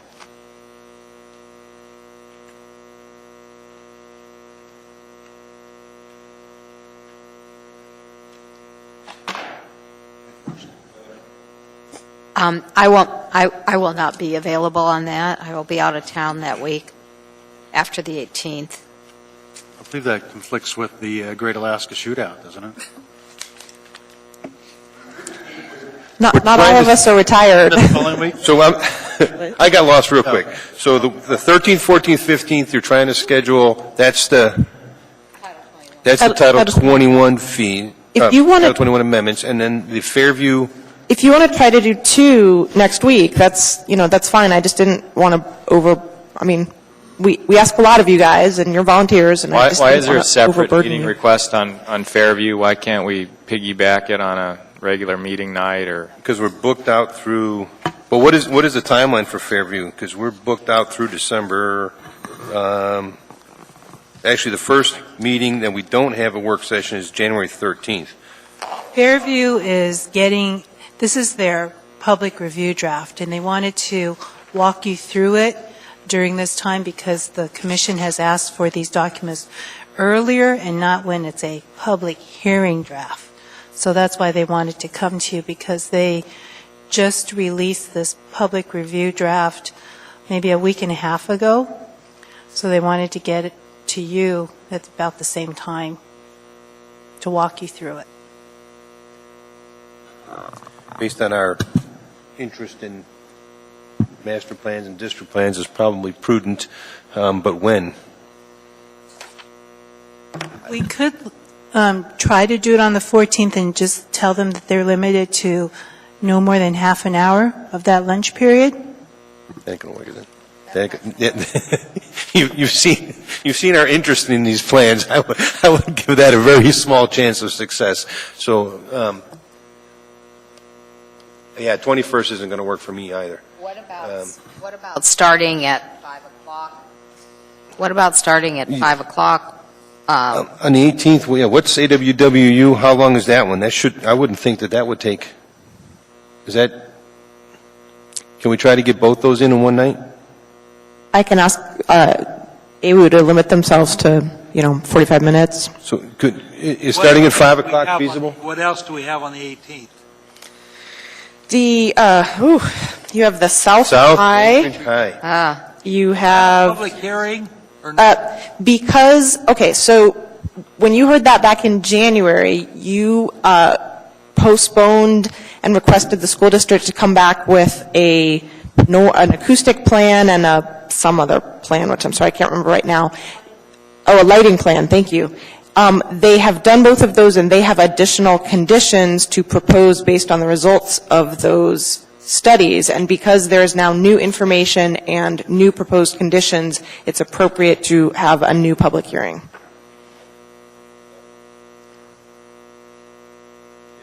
But if we had the hearing and then closed the hearing and then discussed that information, we wouldn't.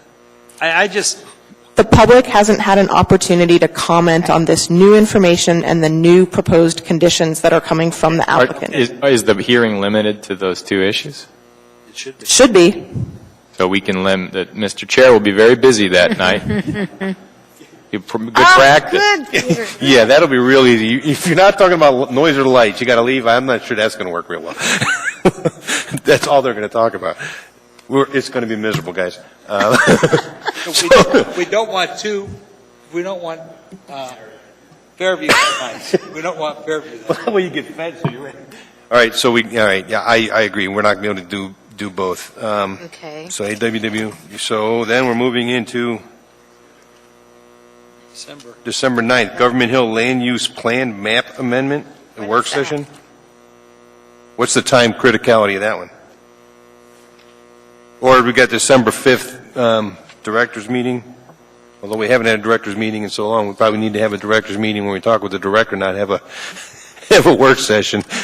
The Government Hill Plan Map work session, it's not critical. That one could be bumped, so we could put Fairview in there.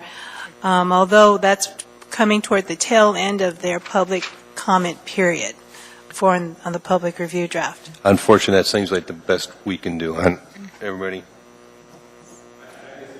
It's still the comment period, or is it not? I think it's the tail end of it, but, we could ask them to extend it. It's their schedule. Well, if we provide comments that night, that work session, right? I think that's the best room to Okay. do, so let's make that work. Let them know.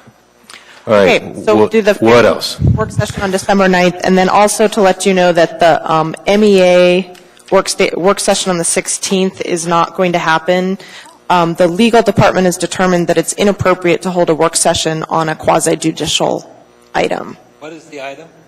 The MEA substation, which is coming back to you, I think, on the 16th.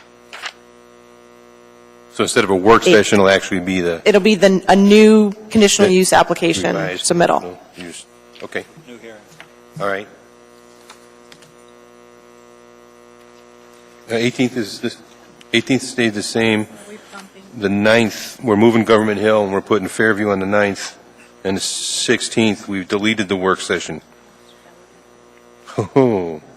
And right now, it looks like a light agenda, although the substation will be on the agenda, you think? So, Erica, I think it's so interesting that there's no provision in Title 21 for the reapplication of a conditional use once it has been denied. There's nothing, Title 21 is totally silent when it comes to that matter? The current code is silent. And do you have a recommendation for an amendment to the code? Well, Madam Chair. I'm not the chair? I'm sorry, Madam Vice Chair. Old habits die hard.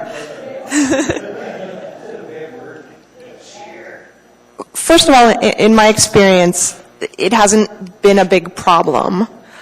Secondly, most applicants are not going to choose to resubmit for a new application because, but like this situation, it wasn't that the feedback that the applicant received from the commission wasn't, we think this location is wrong for this use. It was basically you didn't do a good job with your application and you didn't address certain issues, which kind of leaves the opening. So I'm not sure it's inappropriate that they have the ability to do that because it accommodates those situations like this one where maybe it works, but the kind of situations where you say, no, this is not the right location, well, the applicant's not going to try again because it'll just be a waste of their money. So I guess I don't feel an amendment is necessary because I don't think there's a problem. That's my opinion. What about Brother Francis Shelter, though, where there was a conditional use with specific requirements, and I think it's clear that the applicant is not following the requirements, and we can't do anything? We are trying to get information back to you, answering some of the questions that you raised at the time of the appearance request recently, and we'll try to get more information about whether, we don't have complaints on file regarding Brother Francis Shelter. The entitlement process is such that if you're granted an entitlement, it can't be taken away on a whim. It has to be shown that you're not meeting the requirements of your entitlement, and the way to show that is through the code enforcement process. That process hasn't happened in this particular situation. I do think that I agree it should not be taken away on a whim, and it should not be taken away easily. But I do believe that if the conditions are not being met, that the permit should be in jeopardy.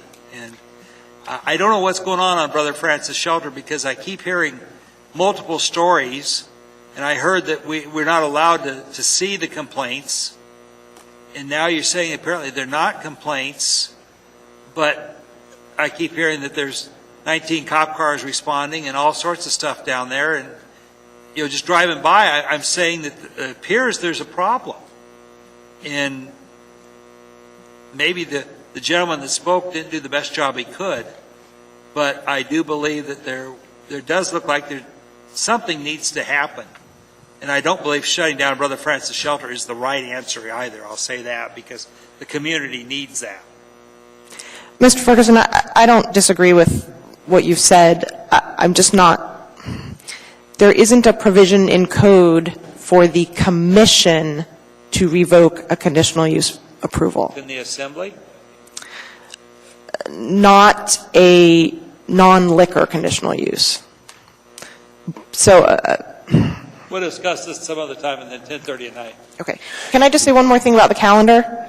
Can we move the Government Hill Land Use Plan Map Amendment work session to the 16th?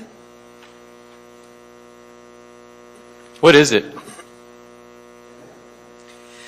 When the commission approved the Government Hill Plan, there was a amendment that required them to come back with a preferred land use alternative instead of 3. Yeah. And so they've done that work and they'd like to bring it back. Great. So Tyler, I think we've already talked Title 21. We got that work session coming up. But Jim, didn't you have something on design criteria manual? I thought there was something tomorrow night. Tomorrow night? Do we know anything? Do you want to talk about that? We don't want to talk about that. John, did you say you went some on AMAS? Yes, I would. I read the paper this weekend and discovered that something I've been interested in following was seeming to be fairly ripe at this point, and involving the Kinnick Arm Bridge and the land use study and modeling that's going to be done to reassess, reevaluate the traffic and the toll revenue projections. And it seems to me that this is one of the biggest issue in transportation planning that's coming up, and a lot of people are concerned about it. And the legislature, it seemed to me, kicked it back to Kubota or a third party to review the data to make sure that it was vetted properly and it made sense so that people could get some type of agreement regarding its accuracy. I haven't heard anything about a public process going on here involving anybody that I know, or community councils, or the city, or AMATs regarding this. I talked to the AMATs director. He said, no, we asked for the information. We haven't received it yet. My concern is that if Kubota acts like they have oftentimes in the past and does this work behind closed doors and then presents it to the public, then we're going to be in a position of saying whether we agree with it or not. Well, we aren't going to be asked whether we agree with it, first of all. And it's going to go back to the legislature, and they're not going to have any input on the accuracy or the reliability of the data that goes into the model or the results that come out of it. It seems like since we're the Planning and Zoning Commission and we're the Citizen Advisory Committee for AMATs, we should have a role in the public process in this, if not the modeling, which may be technical and we may not get good information from it, at least the land use input that goes into the model should be vetted by the Planning and Zoning Commission, or possibly hold a public hearing on it, which might be appropriate, and I'm sure we get some people come out on it, and give some input to the legislature and AMATs, the legislature through the AMATs committee regarding this process. So I guess with that respect, and that I would ask that if this is appropriate, that the AMATs direct staff, in particular AMAT staff, to submit a letter to Kubota requesting a public review process in front of the Planning and Zoning Commission regarding both the land use assumptions that go into the model as well as the results, so that we can make some type of comment, reasonable comment to AMATs, to the legislature through AMATs regarding the reasonability of the results. Ms. McConnell, do you have comments on that? Thought I saw you trying to. No. So I'm not sure how that. What we look at, we did this. What were the plans that were mandated that with Kubota they had? It was Government Hill and Historic District. Historical preservation. So we had they were mandated to go to provide 2 floor plans. Do you remember them all, Stacey? They were mandated to provide 4 projects. The historic preservation plan for the 4 neighborhoods. Right. Oral history of Government Hill. Okay. An inventory, consolidated inventory of all the historic properties to do that. And then the 4th was the Government Hill neighborhood plan. That was what they were required to provide. All right. So I guess I thought with those we did have a public process on the land use in that. Did we not? Do we need? I'm not sure what Kubota. No, that didn't. You did Government Hill. You were here. You don't remember either. And Mr. Chairman, Mr. Chair, Weaver, yes, sir. If Mr. Spring, believes that's appropriate resolution from the Planning and Zoning Commission, you certainly could adopt that, basically using, Mr. Spring's rationalization as to the need and necessity of that to have the department through the AMATs request that of Kubota. So, Mr. Chair, would that have to be a resolution? Yeah. Do we need a full motion and? Yes, Mr. Chair, you need a motion. You need to come to agreement that that's what you'd like to do as a direction from the Planning and Zoning Commission. So, John, I'll take that as a motion. That is, if you can paraphrase it into a motion, yes, it is. So it's Motion, yeah, the resolution to have Kubota explain their land use are we still on the? Yeah, well, sheet? more Should I go discussion, ahead and yeah. press the Hit button? motion, yep. Okay. Yes, I move that we direct, the Planning Zoning Commission direct AMAT staff to request a public hearing in front of the Planning and Zoning Commission in order to review the land use assumptions as well as the results of the traffic demand model used to evaluate the Kinnick-Arm Bridge crossing revenue projections. Does it have to be a public hearing? Well, that's a good No. question. Why don't we just request a hearing?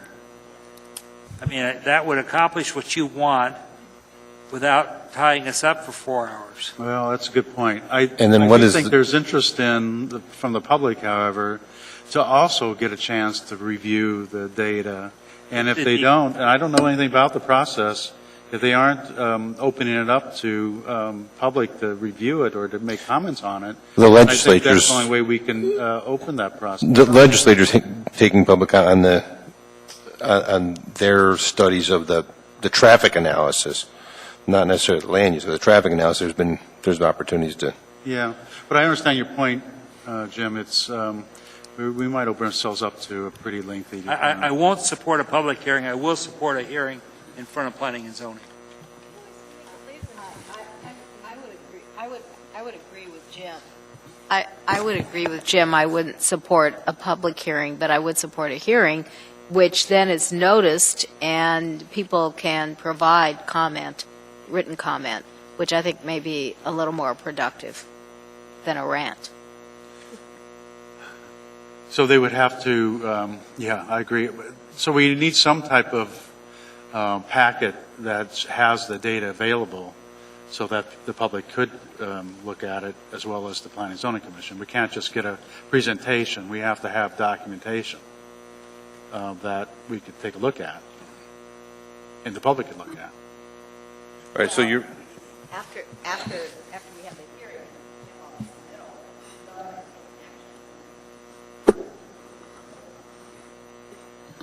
I'm sure Kubota will be very responsive and will get back to us right away with a packet, and we can schedule that accordingly. But perhaps for now, we just focus on putting that resolution together and see where that goes.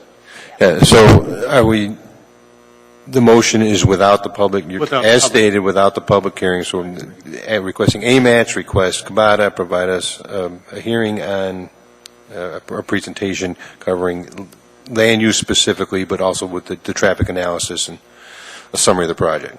Can I clarify something? Is that if we don't have a public hearing, can we make a resolution? I guess we could. Yeah, so, okay. Sorry, I don't understand the question. I'm just concerned whether or not we can make a resolution on this topic if we don't have a public hearing. Well, you won't really be taking it.